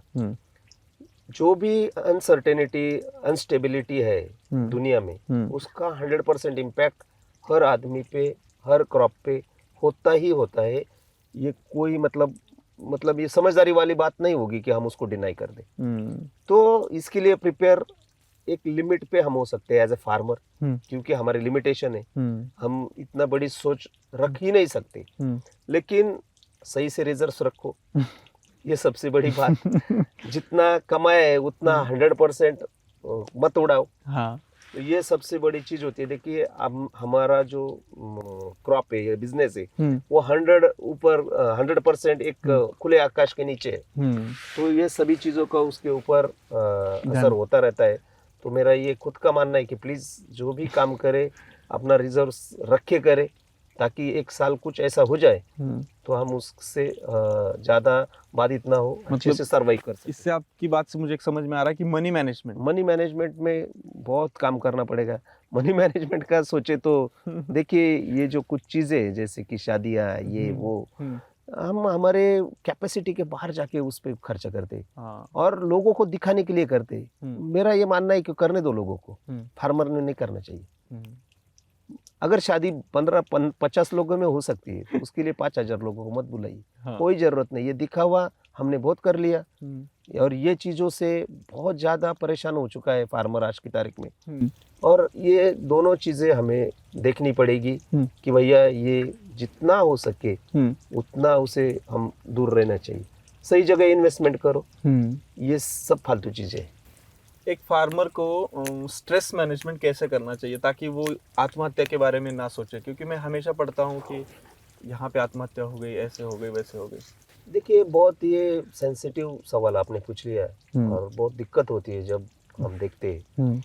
हमारे बहुत नज़दीकी मित्र ने भी 2 साल पहले एक, देखिए, नासिक जैसा एक सदर्न एरिया, जहाँ सब चीज़ें बहुत ही इजीली अवेलेबल है। नेचर इतना हार्श नहीं है यहाँ पे, बहुत ही सही नेचर है। और दूसरी चीज़, बहुत ही फर्टाइल सॉइल में हम रहते हैं, अंगूर जैसी खेती हमारे पास है, फिर भी ये चीज़ें आती है। तो मेरा ये मानना है, प्लीज़ ऐसा कुछ मत करो किसी भी। देखिए ज़िंदगी इतनी भी छोटी या इतनी भी ये नहीं होती कि हम उससे उबर ना पाए। फिर मैं कहता हूँ कि मनी मैनेजमेंट सबसे बड़ी बात है। हमें इसके ऊपर बहुत ही गहराई से काम करना होगा। अगर हम नहीं कर सके वो, तो ये सारी फाइनेंशियल क्राइसिस में हम फंस सकते हैं। लेकिन मेरा खुद का मानना है, मैंने एक बहुत ही इंस्पिरेशनल आदमी है भास्कर पेरे पाटिल करके, आपने शायद सुना होगा, एक सरपंच है वो, सरपंच एक संभाजी नगर के पास छोटा सा गाँव है। तो वो बोलते हैं कि जब ऐसा कोई स्टेप लेता है कोई आदमी, तो उसकी बीवी उसके पास होती है। वो स्टेप लेने के बाद वो बेचारा अपनी राह से निकल जाता है, और जिस दिन वो स्टेप लेता है उस दिन वो फैमिली फाइनेंस के हिसाब से पूरी तरह खत्म हो चुकी होती है, तभी तो वो स्टेप लेता है। मुझे 100% मालूम है, या मैं मानता हूँ कि ये चीजें खेती में होती रहती है। बहुत ज्यादा लॉसेस कभी कभी हो जाते हैं, पूरा सीजन कुछ नहीं हो पाता, खराब हो जाता है। लेकिन वही बहन, वही माता 100% खत्म होने के बाद फिर वो फैमिली को खड़ा करती है। और 10 साल के बाद आप अगर जाए उस फैमिली में, तो वो बच्चों को भी सिखाती है, उनको सही से सब वो प्रोवाइड करती है। शायद कम ज्यादा हो जाए कुछ, और उस फैमिली को खड़ा करती है। तो वो जो नारी शक्ति है, वो जो पावर उसमें है, वो हर आदमी में क्यों नहीं है? वो क्यों नहीं करती ये चीजें, वो स्टेप क्यों नहीं उठाती है? तो मुझे लगता है ऐसा कुछ किसी ने भी नहीं करना चाहिए। जिंदगी शायद एक ही बार मिलती होगी, तो उसे खुले दिल से जीना चाहिए। और जो भी विदाउट चैलेंजेस, एक भी आदमी यहाँ पे नहीं, हर प्राणी मात्रा को चैलेंजेस हर दिन रहता है। तो हमें उसी तरह से सोचना चाहिए और एक पॉजिटिविटी रख के। देखिए, अगर हम ब्लाइंडली चले, अगर हमें नासिक जाना है, तो हमें पीपल गांव से हमें साउथ की तरफ जाना पड़े। आप नॉर्थ की तरफ जाएंगे तो आपकी लाइफ में कभी नासिक नहीं पहुंचेंगे आप। नहीं, तो हमें दिशा तय करनी होगी हमारे काम की। बराबर। तो मुझे लगता है बहुत ज़्यादा टाइम हम बहुत दिशाहीन हो जाते हैं कभी कभी, और ये सारी चीज़ें हमें करनी पड़ती है। कुछ लोग ये स्टेप ले लेते हैं। बराबर है। तो वही मैं पूछना चाहता हूँ कि मतलब माइंडसेट को कैसे कंट्रोल कर सकते हैं? बहुत अप्स एंड डाउन्स होते हैं, आपके टाइम, आपके लाइफ में भी हुए होंगे। और मैंने भी बहुत सारे किसानों को देखा है कि यार वो बोलते हैं यार इतना कर्जा हो चुका है मेरे ऊपर, कैसे करूँ इस चीज़ को मैनेज में। तो मुझे तो लगता है कुछ तो बेच दो, वो ठीक है, लेकिन उस स्ट्रेस से निकल आओ। बस मेरा ही मानना है। देखिए, लाइफ से ज़्यादा कुछ नहीं है सर। आप देखिए, लाइफ से ज़्यादा कोई चीज़ हो नहीं सकती है। बराबर। मैं तो बोलता हूँ मजदूरी करके जीना जी लेंगे, हाँ, कोई दिक्कत नहीं। अंतिम, लेकिन ये अंतिम जो स्टेप है, ये डिसीजन 100% गलत है। इससे हम देखिए, आप खुद की परेशानी मिटा रहे हैं इससे, शायद आप बोल रहे हैं, लेकिन आप बहुत सारे लोगों की बहुत सारी परेशानी है जो अपने है ना, अपने लोग, अपने माता पिता, अपने फैमिली वाले, अपने बच्चे, इन सभी की परेशानी। देखिए, पुरुषार्थ नहीं है सर, ये ऐसा स्टेप लेना पुरुषार्थ नहीं हो सकता है। तो हमें स्ट्रगल करना सीखना चाहिए। स्ट्रेस मैनेजमेंट के लिए हमें कुछ स्टेबिलिटी कैसे आए, हमें बात करनी चाहिए। मैं बोलता हूँ दोस्तों से, ये बात, हमारे फैमिली से, अगर पत्नी है तो पत्नी से, माता पिता से, हर टाइम हमें उनसे बात करनी चाहिए, दिल को खुला रखना चाहिए, शेयरिंग करनी चाहिए। बराबर। जो भी अच्छी गलत जो भी बातें हैं वो सब हमें शेयर करता रहना चाहिए। इससे बहुत ज्यादा स्ट्रेस कम होता है। सही कहा आपने, ये पॉइंट बहुत ही आपने सही कहा। लोगों अंदर ही अंदर घुटन पैदा हो जाती है और वो स्टेप के ऊपर चले जाते हैं। और मैं ये एक बात और भी बोलता हूँ कि देखिए सर, ये भले ही 1 साल से आपके मन में कुछ विचार आ रहे हो, लेकिन वो विचार खाली 1 मिनट के लिए रहता है सर। खाली उसके लिए आप 10 मिनट कहीं पे जाके बैठ जाओ और फिर आप ये स्टेप नहीं लेंगे, भूल जाएंगे फिर। प्लीज, ऐसा किसी ने नहीं करना चाहिए, लेकिन मालूम नहीं मुझे अभी हो जाता है, वो हो जाता है कभी। हमारे देश में हम फार्मर, अगर इमेज आती है हमारे दिमाग में, तो एक ही इमेज आती है कि किसान खेतों में खड़ा है या किसान ट्रैक्टर चला रहा है। लेकिन फीमेल फार्मर भी है हाँ जो बहुत बड़ा योगदान दे रहे हैं। बिल्कुल बिल्कुल उनके बिल्कुल। बारे में आप क्या बताना चाहेंगे? देखिए मैं तो मेरा ये मानना है कि जो भी हमारी महिलाएं जो हम्म। खेती बाड़ी करती है, हम्म मुझे लगता है 50% से ज्यादा प्रेशर वो खुद लेती है। हम्म अगर वो एक्चुअली फार्मिंग में नहीं है तब भी, हम्म लेकिन बहुत सारी महिलाएं ऐसी है, हम्म। मैं खुद उनको जानता हूँ, हम्म खुद हमारे साथ भी वो काम करती है, हम्म कि वो बहुत ही इंस्पिरेशनल है। और देखिए मल्टीटास्किंग एबिलिटी वो महिला में ही हो सकती है, वो पुरुष में कभी नहीं होती। एक ही टाइम वो बच्चे को संभाल रही है, उसी टाइम वो खाना खा रही है, उसी टाइम वो खाना बना रही है, उसी टाइम वो गाय भैंस कुछ है उसको भी देख रही है, और उसके बाद वो ये भी सोच रही है कि वो उधर खेत में ये काम चल रहा है वो सही से चल रहा है कि नहीं, हाँ। और फिर वो सब छोड़ के वो वहाँ पे चली जाती है। हम्म तो इतना मल्टीटास्किंग एबिलिटी पुरुष के हिसाब सॉरी पुरुष में होता ही नहीं है, या ये काम हम एक साथ नहीं कर सकते। बाय नेचर उनको ये एक वरदान होता है महिला को। सही। तो इसलिए मैं ये भी बोलता हूँ जिस फैमिली में महिला फार्मिंग में एक्टिव है वो फैमिली कभी भी लॉस में नहीं जाती है, कभी भी नहीं जाती। आप रिकॉर्ड देखिए पूरा, वो कम ज्यादा हो सकता है लेकिन वो खेती में कभी लॉस नहीं जाती, क्योंकि वो बहुत ध्यान रखती है वो काम। और लेबर से काम लेना जो महिला कर सकती है वो पुरुष नहीं कर सकता कभी। तो इसके लिए जो भी हमारी महिलाएं हैं खेती में वो बहुत ज़्यादा योगदान दे रही है, और वो इतना ज़्यादा योगदान देती है उस फैमिली के लिए, उस खेती के लिए, तो वो उसको कभी लॉस नहीं होने देती है। एक चीज़ मैंने हमेशा नोट की है, जब देश भर में मैं घूमता रहता हूँ, कोई भी किसान मिलते हैं, बातचीत हमारी होती रहती है, अंत में इस चीज़ पे आते हैं कि भाई ये गवर्नमेंट ने करना चाहिए, गवर्नमेंट ने वो करना चाहिए, गवर्नमेंट ने वो करना चाहिए, सरकार ने ऐसे किया तो इंटरफेयर सरकार करती है, ऐसा हो जाता है। तो इस बात को लेके आपका क्या विचार है? देखिए मुझे लगता है कि सरकार का काम होता है हमको जिंदा रखो। हम्म सबसे पहली बात, हम्म हर सरकार का ये काम होना चाहिए कि उसके नागरिकों को जिंदा रखो। हम्म तो ऑब्वियस उनका काम है, तो उनके भूख से ना मरने दो या कोई चीज़ों से उनको ना, लेकिन हमको पैसे वाला बनाना हम्म ये सरकार का काम हो ही नहीं सकता है।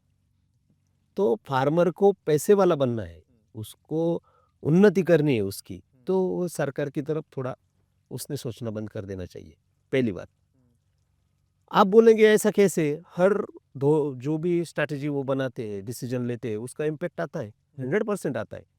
तो ये काम है हमारे जो भी चुने हुए लोगों का, कि भैया आप अगर चुने हुए लोग हैं तो आपका ये काम होना चाहिए कि हम हमारे एरिया के जो भी किसान हैं उनके हितैषी निर्णय हो रही कि नहीं, इसके ऊपर वो सोचे। हर फार्मर का वो काम नहीं है, फार्मर का एक ही काम है कि अपना फोकस 100% अपनी खेती पर रखो। बराबर।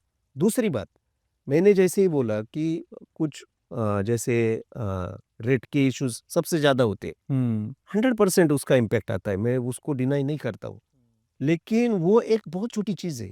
देखिए अगर हम सोच के चले कि 1000 तरह के क्रॉप हम लेते हैं, बराबर है, तो उसमें से 30% क्रॉप यानी 330 क्रॉप 100% हाईएस्ट रेंज में रहते हैं रेट में, 330 एवरेज रेंज पे रहते और 330 हमेशा लेस रहते, ये रहेंगे। अभी ये नेचर है, अभी कभी ग्रेप्स हाई रहेंगे तो सोयाबीन कम रहेगा, बराबर, सोयाबीन हाई तो मेज कम रहेगा, मेज हाई तो शायद कुकुम्बर कम रहेगा।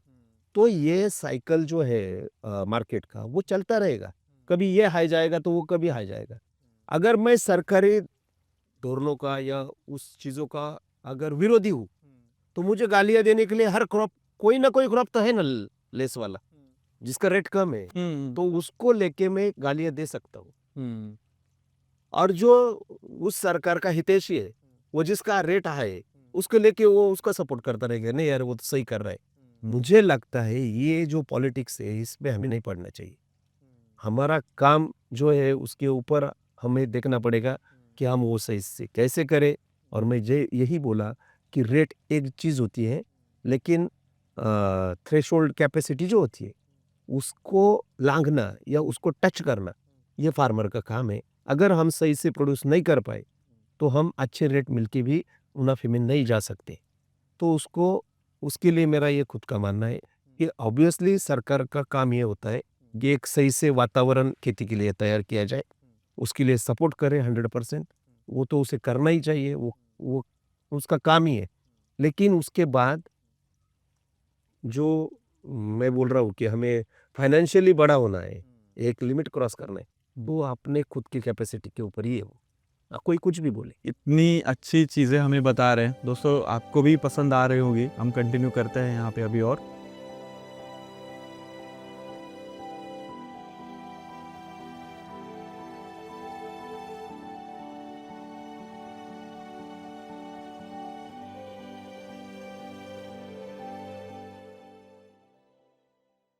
ये कैसी टेक्नोलॉजी है वो भी हम समझते हैं। एक नए ज़माने का फार्मर इसको इस्तेमाल करके कितना ईज़ी हो सकता है, उसके बारे में भी हम समझते हैं। तो बताइए यहाँ पे क्या सिस्टम लगा है ये रूम में? देखिए मैंने जैसे ही बोला पहले कि एफर्टलेसली जो चीज़ें हम कर सके वो तनाव मुक्त करती है फार्मर को। और टेक्नोलॉजी जो ऐसी एक चीज़ है जिससे वो तनाव को हम कम कर सकते हैं। हुँ। जैसे कि खेती को पानी देना, खेती में फर्टिलाइज़र देना, ये सारी चीज़ें एक तनाव पैदा करती है जिसके लिए आपको हर वक्त वो फार्म पे रहना पड़ता है। वो चीज़ें खुद हाथ से करनी पड़ती है, जैसे फर्टिलाइज़र मिक्सिंग हो, ये सारी चीज़ें बहुत सारी। तो ये जो चीज़ें हैं जिसको अभी हम फर्टिगेशन ऑटोमेशन बोलते हैं उसको, तो इसमें से आप ये देख रहे हैं या एक कुछ टैंक्स लगे हुए हैं, 6-7 टैंक्स हैं, जिसमें हम जो अलग-अलग जो फर्टिलाइज़र्स है उसको मिक्स करके रखते हैं। हुँ। और एक सिस्टम के हिसाब से ये जैसे ही पावर आ जाएगा, उससे ये ऑटो डिटेक्ट करता है, अपने आप पंप को चालू करता है, अपने आप प्लॉट सिलेक्ट करता है हुँ। और अपने आप फर्टिलाइज़र सिलेक्ट करके उस पानी में उसको छोड़ देता है। अरे वाह! अभी ये कौन करेगा? तो ये करेगा खुद फार्मर।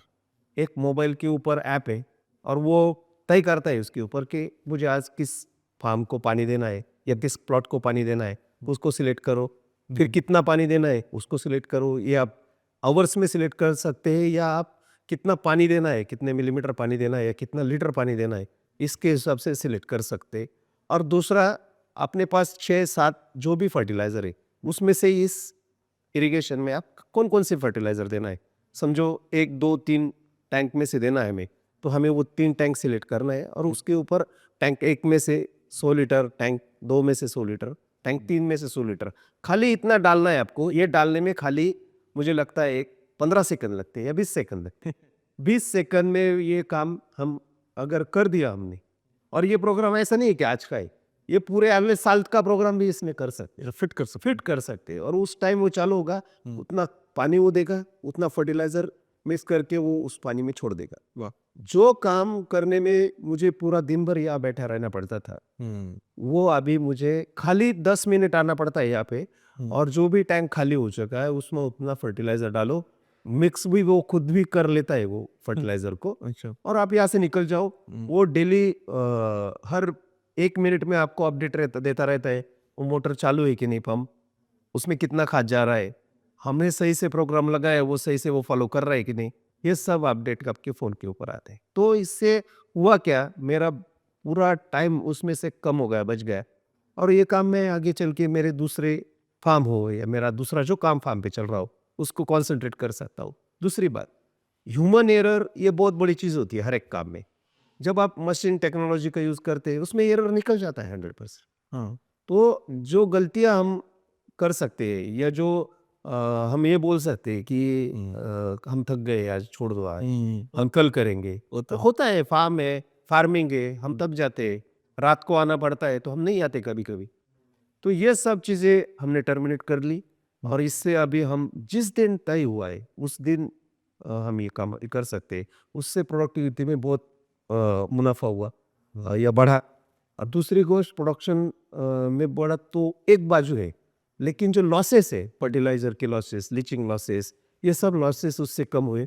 फर्टिलाइज़र की इफिशिएंसी बढ़ी तो फर्टिलाइज़र कम हो गए। बढ़िया। तो इससे बहुत सारी चीज़ें हम कर सकते हैं। हम किसान बहुत सारा एफर्ट्स लेते हैं खेत में, अच्छा उत्पादन भी ला लेंगे, मान लीजिए अच्छे तरीके से सीख के, उसके बाद टेक्नोलॉजी का भी इस्तेमाल कर लेंगे, पैसा भी लगा देंगे।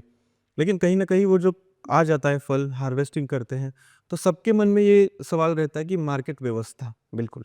तो मार्केट व्यवस्था भारत में कैसे होनी चाहिए या उसमें क्या सुधार होना चाहिए, तो एक अच्छा भाव मिल सकता है किसानों को? देखिए, सबसे बड़ी मिसिंग चीज़ है वो कि हमारे पास कोई ही प्लांटेशन का डेटा नहीं है। आप कोई भी चीज़ पकड़ लीजिए, टोमेटो लीजिए, सोयाबीन लीजिए, ओनियन लीजिए, हमारा ओनियन का एरिया है तो नासिक, प्याज का तो बहुत कुछ प्याज का बहुत भंडार है यहाँ पे नासिक का। तो दिक्कत ये होती है कि अगले साल सॉरी इस साल मुझे अगर अच्छा भाव मिला है और हमने समझो 2 लाख एकड़ पे प्लांटेशन किया है उसका, ये सोइंग ये, तो ज़्यादा भाव मिलने से लोग बढ़ेंगे उसके ऊपर और वो ज़्यादा प्लांटेशन करेंगे, वो लगाएंगे उसको। मुझे लगता है सबसे बड़ी दिक्कत वाली बात ये है कि सप्लाई हमें कंट्रोल करना चाहिए, तभी हमें अच्छा रेट मिलेगा। और उसके लिए हम क्या कर सकते हैं? उसके लिए हम ये कर सकते हैं कि भैया जो भी पिछले साल जो भी प्लांटेशन हुआ होगा, जितनी भी लगाया होगा, उसका डेटा हमारे पास कुछ नहीं है। सरकार का बिल्कुल काम नहीं है उसके ऊपर। और मैं खुद बहुत ज़्यादा ब्लेम करता हूँ उसकी कि भैया सब चीज़ें हमारी रिकॉर्ड पे क्यों नहीं है? अगर वो रिकॉर्ड पे होती है और मुझे मालूम होता कि पिछले साल हमने एक 500 टन ओनियन का बीज बोया है और उससे मुझे 3,000 रुपए का रेट मिला है। अगर वो 500 से अगर 1,000 हो जाता है तो ऑब्वियस वो 3,000 का रेट 1,500 होने वाला है। पक्का। तो अगर एक पोर्टल पे पूरी देश का अगर आ जाए डेटा और मुझे मालूम है कि इस साल मैंने इतना बीज बोया था और इतना प्रोडक्शन में मुझे इतना रेट मिला है, तो हम उससे रिस्क कम कर सकते हैं सप्लाई की। बराबर। ऑब्वियसली मार्केट है तो वो चलेगा डिमांड सप्लाई के ऊपर। अगर बहुत ज़्यादा और सप्लाई हो जाएगा तो मार्केट कोलैप्स हो जाएगा। बहुत कम बहुत कम सप्लाई हो जाएगा तो मार्केट फोर्स राइज हो जाएगा। मतलब आप कभी सोच नहीं सकते इतना रेट मिलेगा आपको। मुझे लगता है ये चीज़ फार्मर नहीं कर सकते। इसके लिए एक ऐसी बॉडी बननी चाहिए, एक ऐसा सिस्टम होना चाहिए जो कि ये हमें हर दिन शो करता रहे। हम उस अगर साइट पे गए या वो हमने ऊपर किया तो हमें मालूम होना चाहिए कि ये हम लगा चुके हैं और इससे ज़्यादा अगर लगाते हैं तो रिस्क बढ़ेगा। हाँ। तो इससे हम प्रिवेंट कर सकते हैं खुद को कि हमारा नुकसान कम से कम हो। एक स्टेबिलिटी आ सकती है रेट Stability में, आ सकती कंज्यूमर को, यस यस सभी को पता चल सकता सभी है को कि पता कितना चलता प्लांटेशन हुआ है। वहाँ पे अगर आएगा कि भाई अभी रिस्क है लगाने में, हाँ, तो रेड अलर्ट आना चाहिए उसके ऊपर। हाँ, कि मतलब भैया इससे ज़्यादा अगर हम लगाएंगे तो शायद ऐसा नहीं, खेती समझो क्लाइमेट के ऊपर है। अगर आपने लगाया भी और बारिश आया तो वो एरिया खत्म हो गया तो समझो फिर भी रेट मिलेगा। लेकिन एटलीस्ट ज़्यादा से ज़्यादा नुकसान जब होता है रेट की वजह से हमें फेंकना पड़ता है कई बार। अभी देखिए ना, टमाटर टमाटर 200 रुपए भी बिका, 2 रुपए भी बिका। 2 रुपए भी। तो अगर ये सब चीज़ें अगर है तो कहीं तो भी वो ऑन रिकॉर्ड आनी चाहिए। मुझे लगता है इससे फार्मर को बहुत ज़्यादा सहूलियत मिलेगी और ये काम फार्मर का नहीं है, कोई एनजीओ हो या कोई सरकारी टीम हो उसके ऊपर उन्होंने काम करना चाहिए। बाकी बहुत सारी चीज़ें तो करती है लेकिन ये बहुत छोटी बात है, खाली इसको रिकॉर्ड में लाना है। तो ये चीज़ें होनी चाहिए, शायद इससे फार्मर को बहुत सहूलियत मिलेगी। आने वाले 5-10 सालों का आपका क्या विजन मिशन है आपका फ्रटाली का, कि किस तरीके से आप बदलाव लाना चाहते हैं? देखिए, मैं पहले ही बोल चुका हूँ कि जब तक हम बढ़िया क्वालिटी के ऊपर काम नहीं करते और जब तक डिमांड क्रिएट नहीं करते तब तक हमें कुछ ज़्यादा मिलने वाला नहीं है।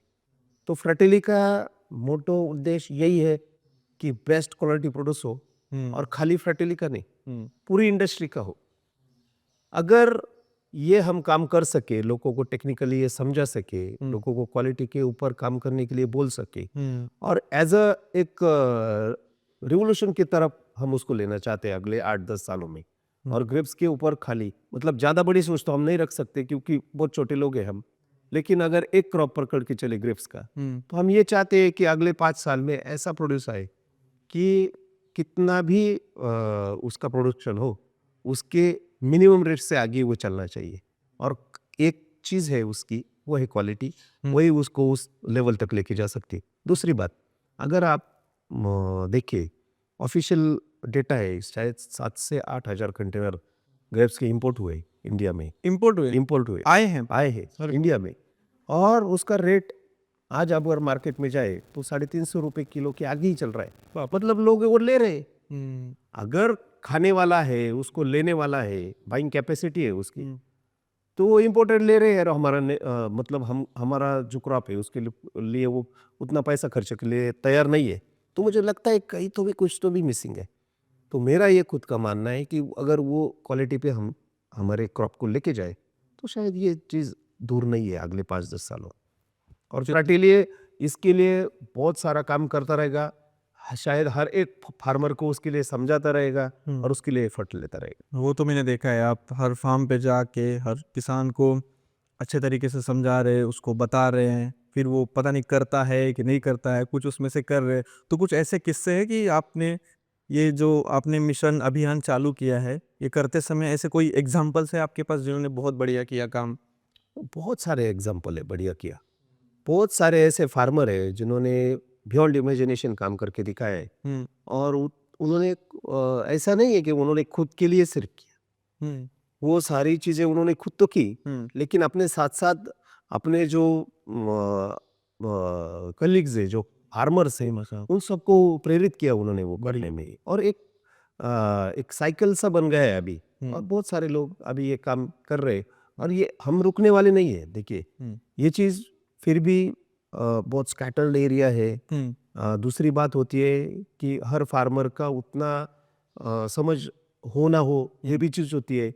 वो रिस्क लेने में भी डरता है कि ये नई चीज़ मैं करूँ कि नहीं करूँ, अगर करता हूँ तो ना लॉस हो जाए। दूसरी ये बात होती है कि फार्मर खुद हर डिसीजन ले, ऐसा नहीं होता है। उसको फैमिली में भी पूछना पड़ता है, बड़ा भाई होता है, कभी छोटा भाई होता है, कभी पिताजी होते हैं, माताजी होते हैं, और डिस्कस करके उन्हें ये पता लगता है कि यार थोड़ा रुको, वेट करते हैं, अगर अच्छा नहीं हुआ तो प्रोडक्शन ना लॉस हो जाए। दूसरी बात, अंगूर की खेती साल में एक ही आपको क्रॉप दे सकती है। सही दूसरी बात, उसके ऊपर खर्चा भी बहुत ज़्यादा होता है, तो रिस्क लेने में हर कोई डरता है, लेकिन वो कॉन्फिडेंस उनको देना, यही काम सही है या यही रास्ता सही है, ये बताते रहना, ये काम पटेली करता रहेगा। बढ़िया सर। सर आपका बहुत बहुत धन्यवाद, आज आपने हमें इतना लंबा समय दिया और हमारे इस द इंडियन फार्मर शो में आप हमारे एक बेस्ट गेस्ट मैं बोल सकता हूँ। जो आपने बहुत ही अच्छे तरीके से हमें दिमाग खोलने वाली बातें बताई, चाहे वो फार्मिंग के SOP हो, एजुकेशन हो, ग्लोबली क्या चल रहा है, किस तरीके से जो है किसानों के स्ट्रेस मैनेजमेंट, मनी मैनेजमेंट, बहुत सारी डिटेल में बातें हुई। दोस्तों इस एपिसोड को पूरे इंडिया में फैला दीजिए, शेयर करते रहिएगा। Thank you the great Indian farmer club, मैं तहे दिल से शुक्रिया अदा करता हूँ। देखिए कई लोगों को प्लेटफॉर्म मिलता है, वो हर अलग अलग क्षेत्र में, जैसे कला, इंडस्ट्री, इसमें, लेकिन फार्मर के लिए भी अगर ऐसा कुछ प्लेटफॉर्म मिले, वो कुछ बातें बता सके, तो शायद जिसका भी एक बहुत पॉजिटिव इम्पैक्ट पूरे देश में आ सकता है।